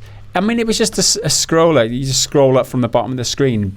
But it was great. It was really great. I just played that for days. Absolutely played that for days. It was simple. It was, you just kill the bad guys and you're Arnold Schwarzenegger, just do it. And I did it many times and I enjoyed it. Awesome. Well, anyway. Mine would be 2000. There's a few good options there that came out. like The Sims. There was Monkey Island.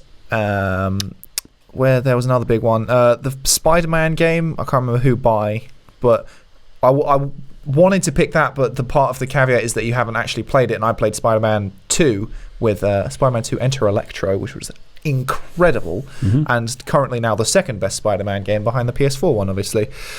But my pick has to be Spyro: The Year of the Dragon, which is Spyro 3. And that was the first Spyro game I played. And like, there's bits where you can skateboard, which is pretty random because you're a dragon, but I guess it's the year 2000 now. We're hip and skateboarding is trendy. He doesn't want to be a skateboarding dragon. Yeah. You could play as other characters in it. I think there was like a penguin who could shoot rockets. It was pretty dope. Because it's a game about a dragon. Why not have a penguin? Shooting rockets. I love Spyro, Year of the Dragon. That's the one for me. Thanks for your question, Mr. Not That Rob Lowe. And I hope you enjoyed our answers. Come back next week and we will be answering what game was our favourite from when we were turning 6. And let's move on now. Yeah, in the meantime, we have Black and Red Gaming. Hello, awesome people. Hello to you, sir. Hello. My question for this week is a hypothetical one. Let's say every game you currently own is physical copy. In case of a fire in your house, if you could save only one game, which game would you save and why? Wow. Now, that's deep. If there's only one, that I could give a million reasons for individual different games. But probably right now, anyway, if you ask me right now, I'd probably save God of War because I've sunk so much time into it in terms of not just hourage, but in like emotional investment. Yeah. And it being so impactful on me in terms of like modern game writing and how to change characters and tell different stories in an existing universe. That's a good answer. My answer would be I wouldn't save one. You wouldn't? It's like choosing between your children, right? Oh, fucking lame answer. That is the worst answer. I wouldn't save a game. I wouldn't save a game. I wouldn't save a game. I'd save one of my children. I'd save one that I was playing. Yeah, so you can just carry on with it. So I can carry on playing it. But I've got no attachment to any games. No? No, they're just throwaway entertainment for me. Well, why have you got a fucking video game channel? Because this is what this is. It's throwaway entertainment. Isn't it? It's just sad. I wish it's sad. I mean, something had touched you in your special place in gaming, but apparently not. No, I just don't have that connection. I never replay old games. Games. That's just me. That's just how, once I've one and done, I'll never go back to Call of Duty World War II. I'll never play it again. I maybe saying that I sometimes do. I said, Fallout New Vegas. Let's say that. Yeah, Fallout New Vegas. Yeah. That's the one I replay the most. Well, there you go. It's a fair answer. There's an answer. We found a soul in my little. My heart, had a soul in my chest. Cardboard box of a game machine. Yeah. No, there you go. Nothing interesting going on. We delved deep into the psyche of the Evans, and we prevailed with an answer. Thank you for the question, Mr. Black and Red Gaming. I could give you a million answers, so it's best we move on to something else. Cloney99, is it my turn? Yeah. I have a philosophical question adjacent to last week's Shag, Marry, Kill. If you marry or shag a person in one of those games, do you have to live with them in their world? Which character would you suffer to marry just to live in their fictional world for a lifetime? Good question. That's the way I think of the Shag, Marry, Kills, is that you have to live in their you've world. got to exist in their world. I never thought about that. Because then there's certain associated advantages of it. Like when I said I'd marry Batgirl, that's because I'd be in her world and there'd be Batman and she's connected to Bruce Wayne, so he'd get all this money. Okay. Who would I suffer to marry? So you've got to marry someone really shit because their world's just to live in the world. While on the topic of God of War, the God of War world is pretty awesome. And I could marry Freya, who's a massive bitch. I could deal with that. She's like the only female character in that game, I think. Yeah. So there's not much choice in terms of my sexual preferences. What world would I like to live? They're all like post-apocalyptic worlds, the worlds that I like, and I wouldn't like to live in them. Yeah, that's the thing. You wouldn't like to live there. I would like a nice world. Like, I mean, what kind of world would I want to live in outside of this world? I don't know. Again, I'm no attachment to anything. I like the world of Gears of War when it's not exploding and people full of shooting monsters. at you and shit. Because the architecture is really pretty. It's a really nice looking place, but it's been at war for the past 100 years, one way or another. What I find the problem with game worlds is that more often than not, people are trying to shoot you or maim you or kill you. There's a lot of nasty things that go on in these worlds. I'm happy not being killed. Is that a bad answer? I'm happy not being killed. Sorry, Cloney. I will just stick with my current wife because I'm already married. And that is the correct answer. Just in case she's watching. All right, well, next up, anyway, we have another question from Cloney, and I think we've got a couple more further down. So you've been very active this time. It's been not a complaint, just an observation. I like having having lots of questions. Hey, guys, you mentioned that you don't watch a whole lot of gaming YouTube anymore. What game reviewers do you trust? Who do you turn to for a good review of a new AAA game? Or do you always research a game you might want to buy yourself, and if you find it interesting, do a video on it? I personally use a mixture of you, Angry Joe, and Jim Sterling to get a good understanding of what a game has to offer, especially if you cover the same game, like Control. I get a varied commentary on the game. I will buy that one eventually, by the way. No small thanks to Henry's review. Well, thank you. It wasn't much of a review. It was more of an impressions type thing, but still, really good game, but it's got plenty of problems. Yeah, in terms of reviewers on YouTube, I find that a lot of them are just far too personal with it. They're not as objective as I like. ACG's the best, hands down. He does a thorough job analysing every aspect of the and technical side of all the games, and then he gives his own personal opinion on the end. In general, he's the most objective that I find. I do watch Jim Sterling's impressions. I do watch Worth a Buy because I appreciate where they're coming from when they get frustrated with games and stuff like that, but it's important for me to separate their opinion about the game versus what the game is like itself, because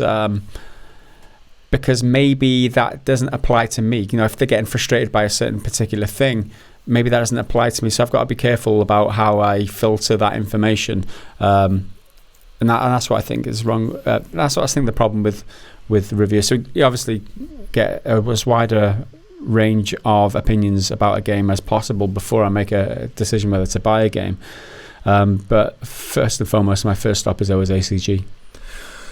I don't really follow any one person in particular. I'll go through loads of different ones, especially using sites like Metacritic. I'll pick a few of the top ones from sites or people that I recognise and am familiar with, and then I'll look at some of the worst ones, because then you can figure out if this thing is actually a problem or a personal preference, and then sometimes you can get the context of who that kind of person is. Like, I'll sometimes watch Jim Sterling's, but he's I respect him a lot for it because he's so in tune with his own opinions. Yeah. And he doesn't really give a shit what anyone else thinks. But that often means that I fundamentally disagree with certain opinions of his, which means his review doesn't mean anything to me on certain topics. I get that. But I like what he does. I think he's good. Angry Joe, I'm not personally so keen because he's so long-winded. There's like reviews of 40 minutes. I don't have 40 minutes to spare. That's part of it. But the skits are funny at the beginning. That sometimes they're funny. I don't connect with them. They're not really like. Some people like watch him specifically for that, and that's cool. And I like that he puts a lot of effort in and everything. But often, I find if he has like one problem with it because of his brand as being angry, and he's obviously quite a larger than life character, he'll hound on that for ages, and I can't really be dealing with it. But I follow YouTube game reviewers less these days. I'm trying to think who's I'd really pay attention to. I watch What Culture a lot because they're normally quite good because they've got such a mixed team. You'll get a load of different opinions, and they'll often do a bit in as a review, and then they'll do like maybe a feature on it as well with someone else, or like a podcast, and mix everything together quite interestingly.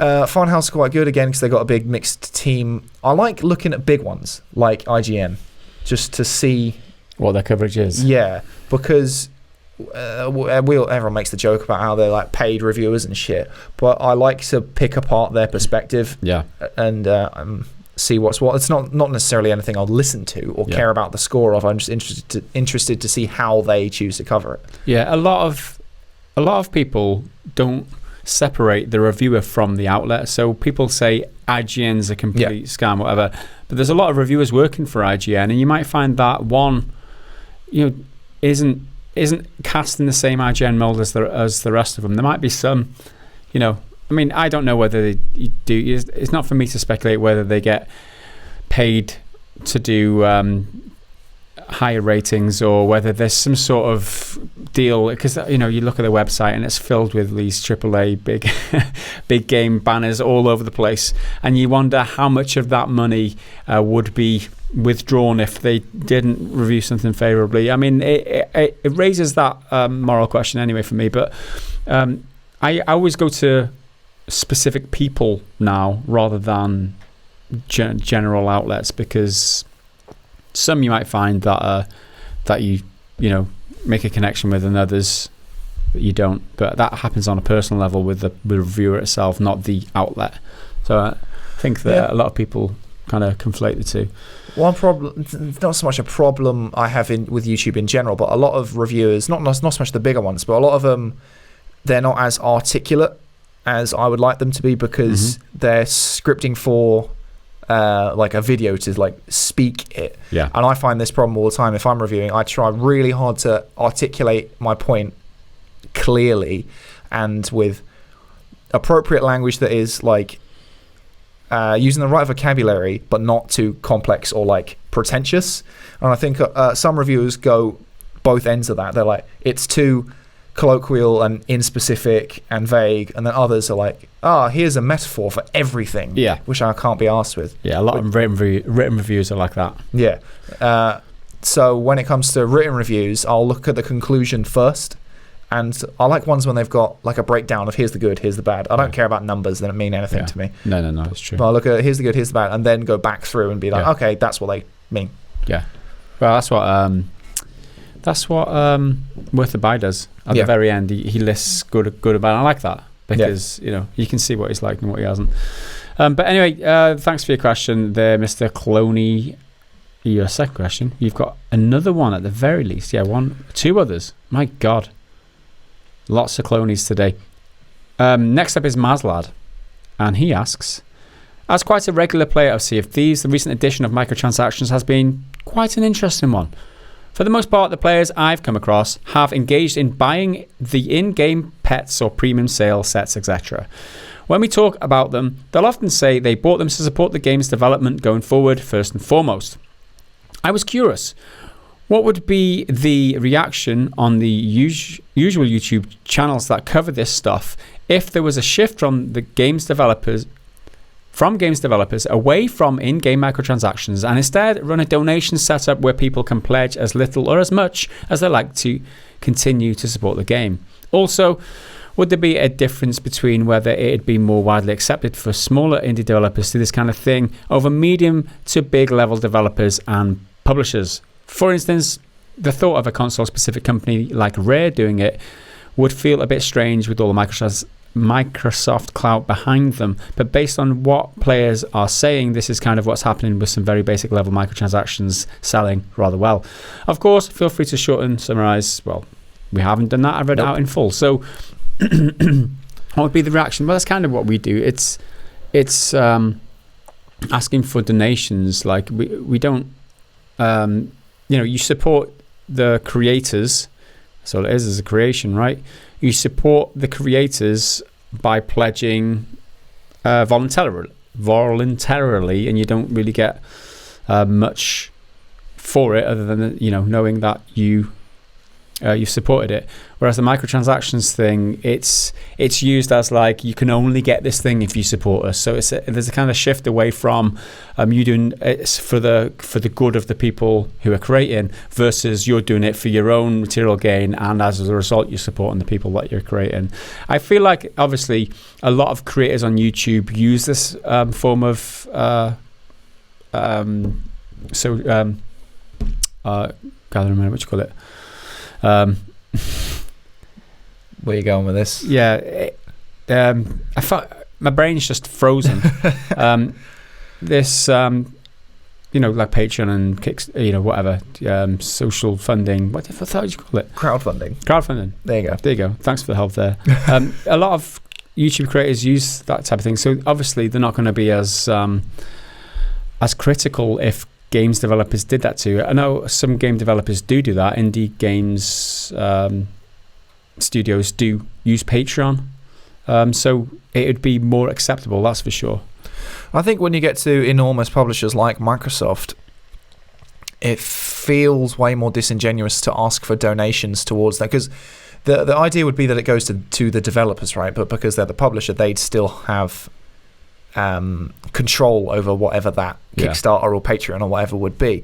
So I feel like money going to them voluntarily as a donation is where things get muddy, because you want it to go straight to the developer, right? Of course. But they probably wouldn't legally be allowed to do that or ask for donations directly to them, because the publisher has helped fund the game and make the game and whatnot. When you've got investors, when you've got publishers, when you've got people who take all the profits, essentially, it gets very cloudy. Because these crowdfunding, I remembered it, these crowdfunding platforms are there to support development, and they're not transparent. And this is the problem with this. These, like Sea of Thieves being crowdfunded, for example, they're not transparent with where the money goes, right? And so if you knew that like 50% of it went to investors, you wouldn't fucking support it on Patreon, would you? And when it comes to trying to say, oh, it's to fund Sea of Thieves, but half of that money is going to Microsoft, who are one of the biggest companies in the world. Yeah, don't need that money. They don't need it.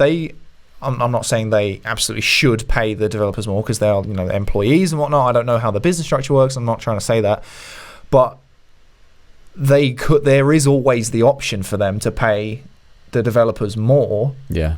If that is the argument. So I think when you get to big publishers like this, it's a dodgy game. Yeah, they'd have to be proper transparent with where that money goes, and that's part of the crowdfunding thing. Is right. You know exactly at certain tiers of support, you know exactly where that money is going to go and what you're going to get as a community for funding to a certain threshold. So I think that there'd have to be a lot more transparency than there currently is, especially in the medium to large size companies. That's for sure. When you're indie, I think it's way more understandable, but then you still run into the pitfalls that have been happening recently of Kickstarters going to Epic Store when they were supposed to be going to Steam, people getting upset with that because that's misleading. And again, transparency is what you need. But I'm resistant to giving corporations anything. That's true. But if I want the game, I want the game, and I'll support the creators, hopefully. Yeah. But anything above that, I'm really cynical, and corporations can do one. You see companies like Obsidian going to kickstart certain games, Pillars, for example. And you can kind of see that. Obviously, they did Kickstarter or Fig, whatever, right? And they did it really well, because they're like the mid-size. They're not huge, and you know what you get, and you trust Obsidian. You know the games that they've done in the past, and you know that they're going to produce a certain quality of game. If it was someone like an EA or Activision or anyone like that, who are all about the money, let's be honest. CD Projekt could do it. You know what I mean? If they funded The Witcher 4 or whatever, people would be all over that shit, because they trust the company. They know they're not a bunch of money-grabbing, greedy bastards. And I think that'd be the difference between a successful crowdfunding campaign and a not one. It's all about how the fans, how well you're thought of by your fan base. And obviously Blizzard, judging by recent things that have happened, they wouldn't do a very good crowdfunding campaign either. But thanks for your question, Mr. Maslad. Those is our thoughts. Let's move on. Well, we are back to Cloney again.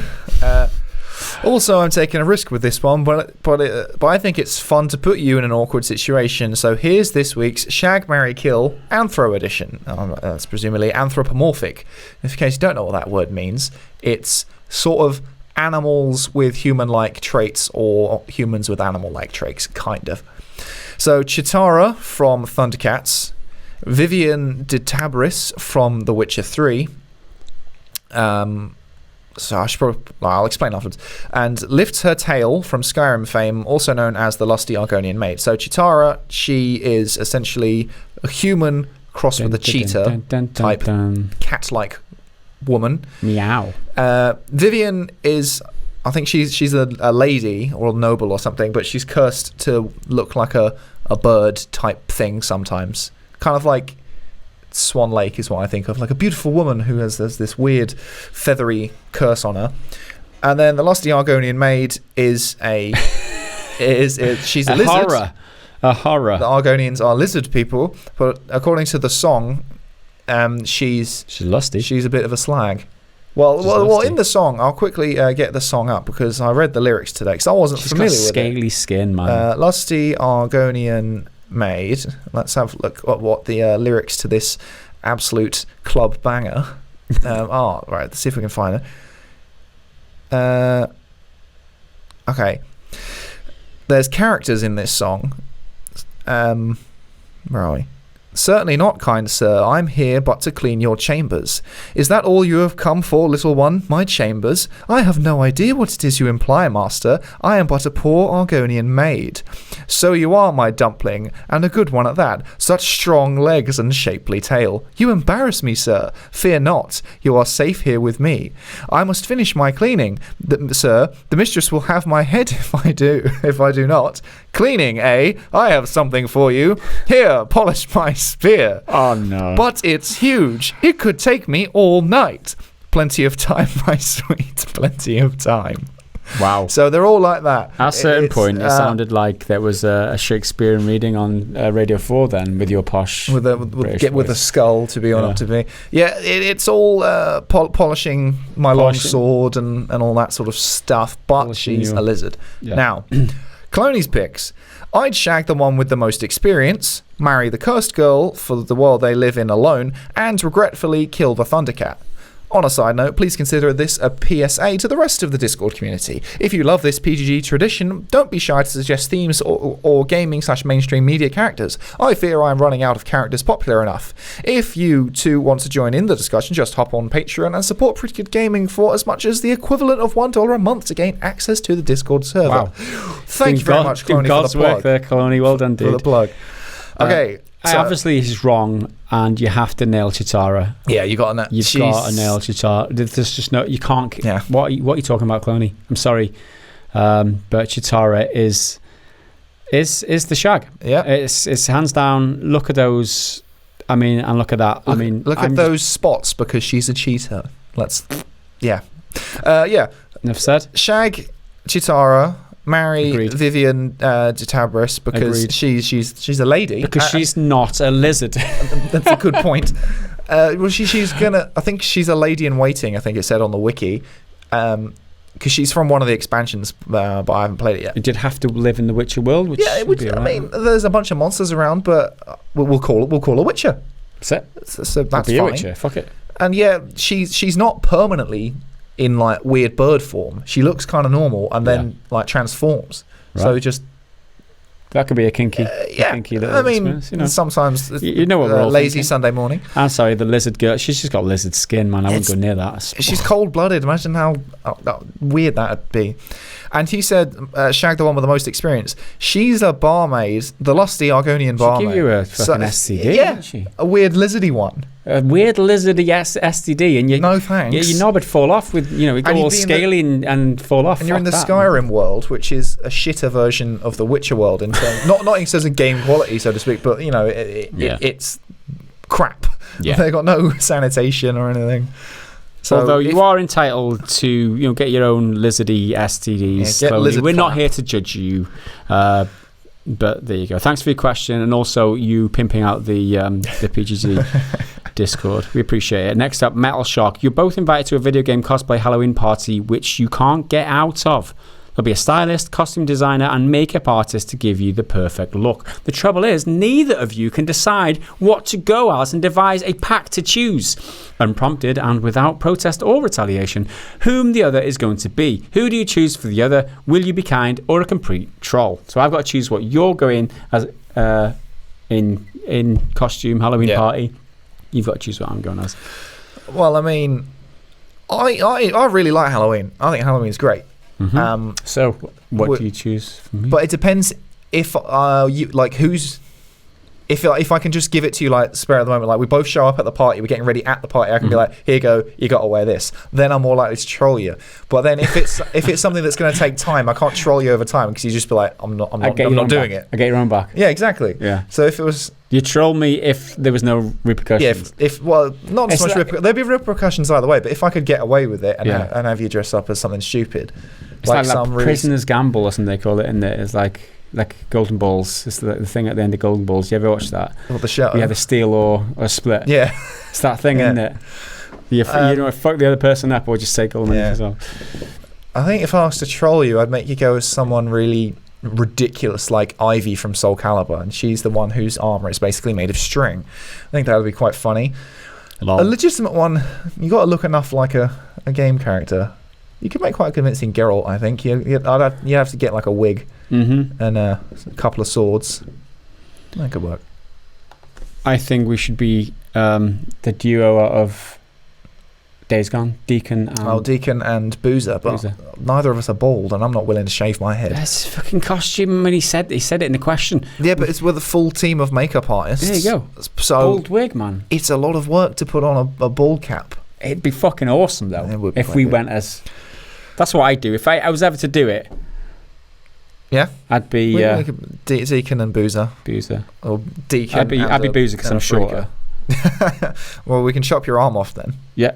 Spoiler alert. Give me fucking spoiler alert. Yeah, thanks for the question, Mr. Metal Shark. I wouldn't troll because I'm not like that. I don't get satisfaction in the humiliation of others. It's funny for like 5 minutes. You're like, he's wearing the silly outfit, but then you're like, now we've got to spend the rest of the party like this, and it's just going to make me look like a dickhead. Yeah. And it depends what kind of party. If this is like an industry professional party, you're not going to look very good. Or if it's a slutty college party where the extent of a girl's costume is wearing a black top and black leggings and then putting on a cat nose and whiskers. That's the extent of a costume. Well, I'm in the middle of trying to motivate my idiot friends into going out on a night out dressed up as superheroes because I've got a Spider-Man costume. But they're all flaky. Like, I can't do this date, and they're being babies about it, and it's really frustrating. Because I like dressing up. But I've got my Spidey costume. Maybe I should just wear it on the channel. You never know. Just do it on your own. It's not the most flattering of things. It's very tight. I would fucking love to see that. Places you don't come Halloween. We'll have to do that Halloween, man. We'll have to do a Halloween podcast special. You were Spidey. That'd be awesome. Well, you've got to go with something as well then. Yeah, man. I'll think of something. It'd be really hot though to film because it's just a morph suit under all this light. I'd be dying. The mask is terrible as well. You can't see. Anyway, is it my turn to read? Danker, Mr. Metal Shark. Moving on to Earthworm Ben. It's you, this month, Humble Bundle sold Spyro, Crash, and COD for £12. To me, this was a bargain. However, I never picked up Spyro on PS4 at launch, even though I wanted it on console, as only one game was complete on disc. Even though you have full access to the game, do you still believe any value was lost in the purchase on day one, £40? Does this seem a petty complaint compared to other forms of actual DRM, or should you get the game promised, especially if single player, when purchasing on a solid format? So when you get Spyro, one game is on the disc and the others are then downloaded over the internet. So if you don't have an internet connection, you paid for the HD remaster or whatever, you only get one of the 3 games. I think it's bollocks. Yeah, absolute bollocks. It should never happen. I think this is a scam. It's a scam. They're giving you 1/3 of the product and they're forcing you to download the rest on the internet. What if your internet connection's shit? What if you don't want to be on? I don't know. It's just restrictive. Anything that restricts, you've paid your money. Give me the fucking game. And I hate it. I've, on principle, not bought games in the past because all the information wasn't on a disc. Like I would have bought like LA Noire on Switch had it all had been on one cartridge, but it wasn't because they skimped on the price of the cartridges and only put a 16 gig cartridge, which they could have gone for a 32 gig cartridge and fit everything on there. But no, lo and behold, they skimped on it. So fuck them. Just fuck them. And let's remember the publishers of Spyro Reignited Trilogy is Activision. Fuck them. Publish it. It is a good game. If you needed a reason to fuck them, fuck them. Anyway, thank you for your question. Next up. I think we're in agreement. In agreement. Mr. Hobo Boxer, this is quite a big one. Strap in. Since you ask, here's the tale of hobo boxing. I probably should have made this shorter, so there's a TLDR at the bottom. Fuck that, I'm reading it all. Red Dead Redemption 1 was a good game, and my friends and I would mess about in the free roam multiplayer regularly. Obviously, we asked him why he's hobo boxer. That was the setup, right? When unarmed, the punching doesn't actually do any health damage, but it does do KO damage after a few blows. You take a tumble. People who have played a few games probably know ragdoll physics just make the game better. Obviously, just punching each other until you fall over is only so much fun. Knowing that the player can't swim and literally downs the instant you are fully submerged in water, I got us to try fighting while wading through the shoreline to spice up our antics. This didn't really have the best results as we set off again in search of where to brawl, and we found it, a beautiful cliff in which to cast our cohorts into a chasm of crippling collisions. Nice sentence. No longer would we idly recover upon a saloon's wooden floor, but tumble down the small incline towards the mountain's edge. However, a slight plane at the end of the slope would occasionally catch a fortunate survivor. A path with a straight away for blindsiding a fighting with a horse at full speed. Did that sound gibberish to you? I'll carry on. Molotovs to immediately send a crowd into ragdoll. It was just dumb fun. As for the hobos, you didn't customize your character, but instead selected a pre-made character model. One such faction was the Miners.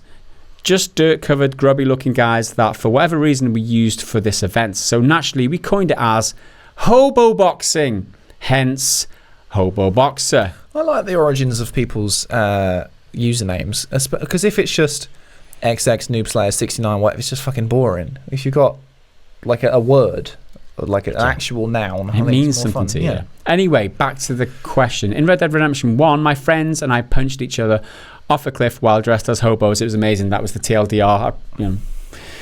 So there's the long and short of it. Or did you ever play the game within the game? This could include custom games like Halo or just using game mechanics to give yourself a chuckle.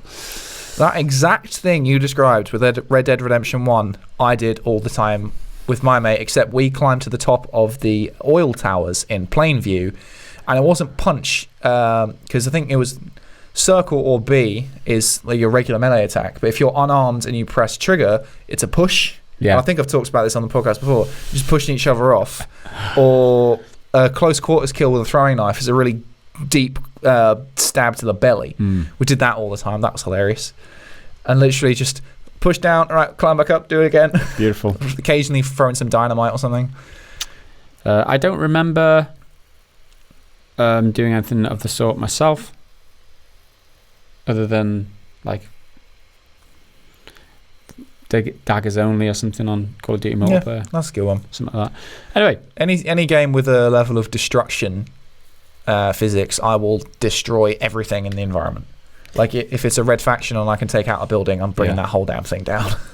Beautiful. Thanks for your explanation and question, Mr. Hoberbaxer. Moving on. Another question from Cloney. This is his last question and our second to last question. You'll be pleased to hear. Hope this is your magnum opus of questions. So, I had an idea.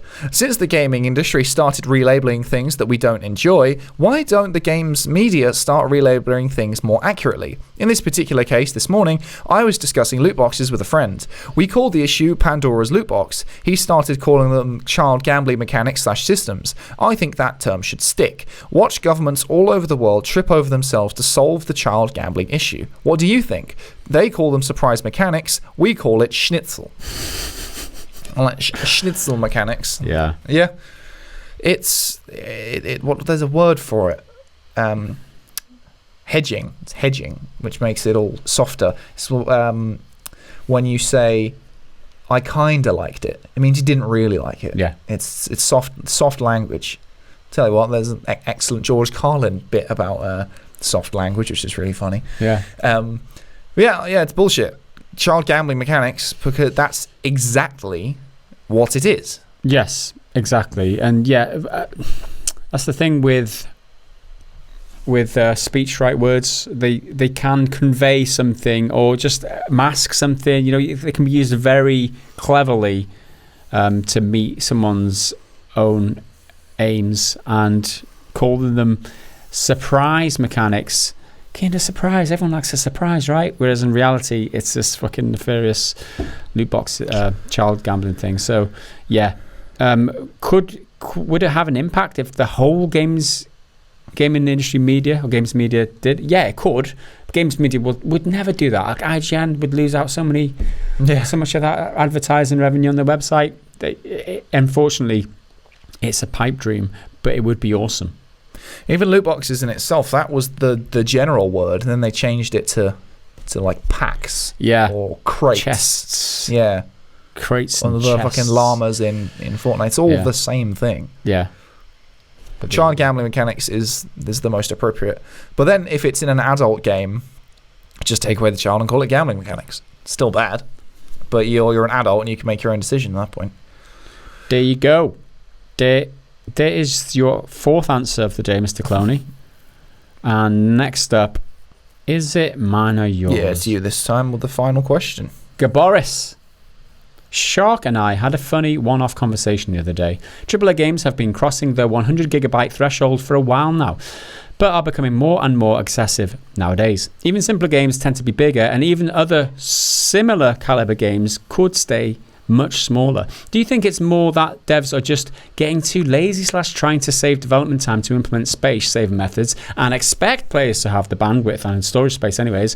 Or are modern expectations, be that artificial for marketing or real ones from players, at the point with 4K and all other fancy tech that this is the norm, like how we had to leave the 64 kilobyte systems behind for a good reason? Honestly, I think a lot of it is 4K textures and high definition sounds. I think you can't compress sounds, so they take it. Especially if it's a game with awesome sound and for loads of 4K textures at a big game. It just the whole thing balloons into something huge. This is why these big AAA games are doing that now. Like we talked about earlier. Red Dead Redemption 2 on PC being 150 gigabytes. I know Modern Warfare, the new one's going to be 175 gigabytes.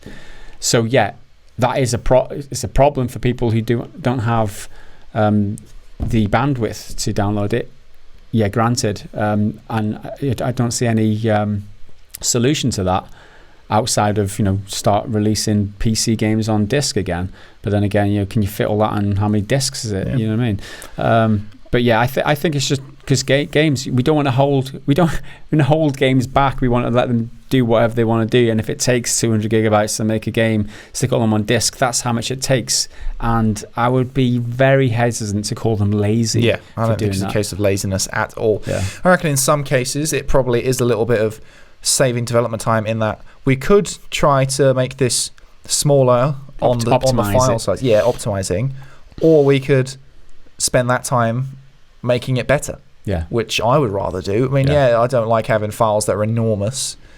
I think Red Dead is still installed on my PS4, but I've got an external hard drive now, and I haven't had to delete anything for ages. Everything just racked up on there. I think it's a terabyte, and my internal hard drive is 500 gigs, and that's serving me well enough at the moment. Yeah. If it's a problem for you, you can just uninstall stuff. Yeah, that's true. I think the takeaway for this, there's a lot of things to criticize these big developers for, but this one, I don't know, it's a bit of a stretch unless you know specifically that they've just done a shit job. If it wasn't a 4K game and the sound was shit and it was over 100 gigabyte, you'd be like, what the fuck? Then you might, of course. Don't waste your 100 gig space on it. Yeah, there you go. But thanks for your question, Mr. Gabaris. Hopefully you appreciated the answer. And everybody else, thank you for your questions this week. There was a lot of them this week. We got through them. Thank you all. Next, we will go to my favorite time of the week. We're going to read some YouTube comments, but first we will have the Triggered Fanboy comments of the week. And this week's triggered fanboy is Mr. Wardog1992, talking about shitty screen names. Wardog. Wardog 1992. Okay, so this is on the video. Ubisoft respond to outrage with blatant lies, and we're not having it. Pretty apt title. Ubisoft's blatant lies was the thumbnail. He wasn't happy. So let me teach you something. Pay to win is where you put stronger weapons behind a paywall while campaign has crappy guns. The game does not do that. That was the initial response, and I was like, wrong or something. Or incorrect. I put incorrect. I didn't do a trump. Is this one? It's mostly caps. Just to be clear. That's why I haven't raised my voice. Yeah. I just put incorrect. And he comes back. Maybe you're wrong. I know the facts. I've played the beta and the game. I'm 208 level. I beat campaign. And you have accomplished what? Lol, get out here trying to tell me I'm wrong, dummy. The in-game store literally has nothing that you need. It is optional. Know the facts, kid. It's all cosmetics, nothing you actually need. It's the player's choice if they choose to pay for items. Quit complaining about in-game stores. Okay, I got out of him what I wanted out of him here. You really baited him into He is level 208 and he's beat the campaign. He's poured loads of time into this game, thus making him the fanboy. And that's a total brag as well. It is. What have you done? Yeah. It's like you're at this level in a Check game. Your facts, kid. It's like undermining me proves your point. Although if he's 92, you're older than him. Yeah, exactly. Yeah. So. Call me kid. Stay in your lane. That's it. Yeah. I like this because he's trying to look in that video. I give 3 definitions for pay to win. 1 was you buy something that gives you an advantage over other people. 2 was you buy something that gives you an advantage to kill other people. The second one was giving it something that gives you advantage passively over other people, and the third one was like pay to win in single player. Now he says pay to win is where you put strong weapons behind a paywall. No shit. That's what I said, right? While a campaign has crappy guns. This is the extreme. Like, I didn't even mention this because I thought this was evident, self-evident, right? That if there are the shittiest of games do this, right? Where you can't get access to the best weapons unless you pay. Oh, and a lot of people justifying Ubisoft's bullshit here by saying you can earn everything in game. It's what the condoners do, as we termed in a different video. The condoners, the people who are fanboys who want to condone it and give shitty explanations or reasons why. It's like, oh, you can, at least you can earn everything in game, but if someone's played 20 hours and you're new to it, they've got an unfair advantage over you, right? I mean, but if they've got the best weapons and if you're new, you can just pay the money to get up to that standard. Like, where's their 20 hours investment? If you're that level 20 and someone's just started and they're paying all this money to get decent weapons, I mean, isn't that bullshit? Pay to win, right? Paying in order to win. That's what that means. But again, it's all terminology. And just because you don't think it's pay to win, it doesn't mean it's not pay to win. Just because you like the game, it does not mean that there's no pay to win. And just because you're level 208, it doesn't mean a fucking thing. You can't use your opinion as the facts. Maybe you're wrong. I know the facts. That's your opinion, dipshit.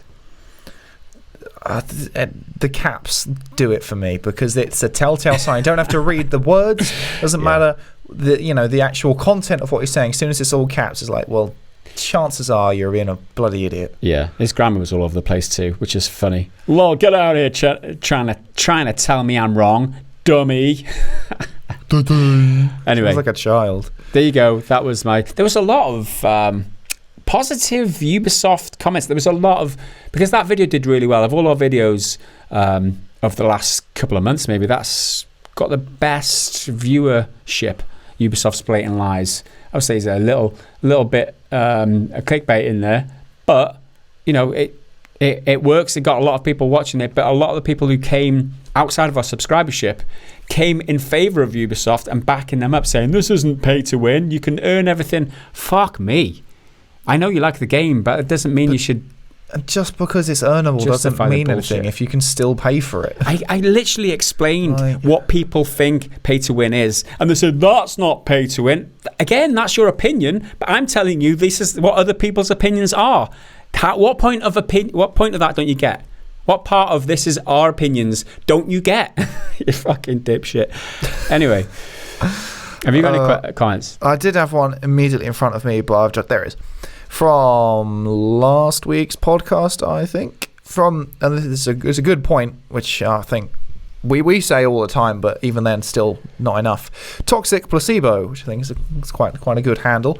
A question: are big YouTubers that spend £500 on pack opening videos a part of the problem? To me, it's something that needs addressing. Technically promoting gambling, I certainly think YouTube is part of the problem of game quality and improved monetization. Yes, 100%, they are part of the problem. They're the reason people spend so much money on loot boxes, because they are, I hate the term influencer, but it exists for a reason. If people see people online doing something, they're statistically and psychologically more likely to do it. Part of the problem. So if some FIFA player opens 100 packs, money that he's spending £500 on pack opening videos, realistically, for the big ones anyway, this won't even be that person's money. It'll be, the bill will be footed by EA, because he'll be in EA Game Changer, or whatever the hell they want to call it. Absolutely. It's free advertising at that point. Well, not free if they are paying for it, but then if they're not paying for it, which some of them aren't, it's more free advertising. It's ridiculous. Absolutely agree. And I think YouTube being part of the problem, I think YouTube as a entity should have a disclaimer at the beginning, like they usually do when they're like, this is adult content, it's violent, check to proceed. This includes gambling. Yeah. Age restricted or whatever. Be aware of what you're watching. Should be. Anyway, next comment was on, again, the Ubisoft. I lifted quite a few comments off this Ubisoft video because there was more comments on it. But this Crypt C comments, totally disagree with your opinion. You know what? I like that. I actually like that. For somebody to come in, watch a video, assess it for what it is, which is just our opinion at the end of the day. I totally disagree with your opinion. Not toxic about it. Matter of fact, just leaves it there and gets on with his day and doesn't try and attack anybody. Yeah. It's just a great comment. I applaud people who are that, matter of fact about it. I just don't agree. It is negative. He's like, then it's totally disagree. Totally disagree. It's fine. He's not. He likes the game. Yeah. The thing is that this guy probably feels the same way, or has the same sentiment as the guy previous, the triggered fanboy comment. But they choose to vocalize it in a different way. This guy is in control of his emotions. The other guy was complete wreck. He couldn't even form a proper sentence without sticking fucking caps lock and 4 full stops everywhere and all over the place. But I totally get people disagreeing. I get it. Like, I don't agree with every YouTuber I watch, but it's not the reason why I watch it. I can watch people who I disagree with, regardless of whether I agree with them or not. So I just respect that comment. On a similar note, this is from, again, the Ubisoft video, because there was plenty of good in there. Sergio Colauti, fear leads to anger leads to hate leads to a change of the narrative and being tagged as an entitled toxic gamer. Absolutely. It's totally true. Yoda's a wise guy, and so is Sergio Colauti, clearly. Because, be negative. Nothing wrong with a bit of negativity. Too much is unpleasant, especially when it's just toxic and not productive. It doesn't help anything, you telling people to go kill themselves all the time. It's a case of adults, kids without control of their emotions turning into adults and have not kept themselves in check. They get to the internet, and then it's like, I can just spew all my hatred into the world. And they don't ever check themselves in terms of what is an appropriate reaction to something and what is completely... Because my 8-year-old completely overreacts to a lot of shit, right? She's 8. My job is to teach her that overreaction is not healthy, right? There's a feeling, you're allowed your feelings, but you should react proportionately to the problem, not completely overreact and then make it cause a big, bloody go nuclear with it. And that's what these people have probably never had guidance like that in their lives. That's the way I see them. I think that seems like kids who have grown up and never had any guidance as to what's an appropriate reaction to something. You don't go threatening and abusing people online and being personal about shit. That's just not the way it's done. Like that's not an adult reaction. That's a kid's reaction. Yeah. Anyway. So another one from the bloody Ubisoft video, and I thought this was a good talking point from John Craig. Imagine the monetization that will be in Watch Dogs. And now we've both been on record, we've done videos about it, how the Watch Dogs, what's it called, Legion, is that it? Looks really interesting because its core concept sounds really cool if it goes well in an ideal world.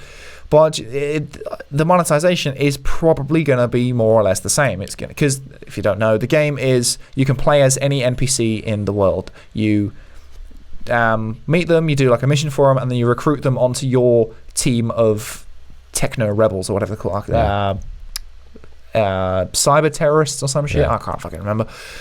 But I can just imagine. Oh, you want this person to level up? You've got to do 1,000 missions with this character, or just pay. I'm not anticipating that game at all anymore. No, because it's Ubisoft. I know it's going to be. Hopefully they take some of the backlash and they rein it in a bit, but who knows? We don't have a lot of time left on this card, and I don't really want to change it. But I've got one comment from. It was a good comment.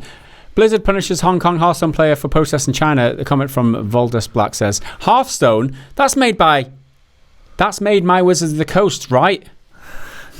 Love you guys. Keep it good. And funny. No, everyone knows that Wizards of the Coast. I mean, everyone make Magic the Gathering. I mean, who wouldn't know that shit? But there you go. Thanks for your questions. I mean, we could take some more, but we'd have to change the card, so we might as well leave it. That's fine. Unfortunately, that's where we're wrapping up this week. You've had your hour and 40, hour and 50 out of us, so, stop complaining, bitches. Thanks for watching, by the way, and thanks for supporting the channel, following the content. If you want to support the content even more, head over to patreon.com/prettygoodgaming. You can get early access to these podcasts 2 days early, as well as access to the Patreon, Discord community. And there you go. Thanks for the support and watching. We will see you again in the next podcast, which will be here next week. Until then, bye for now.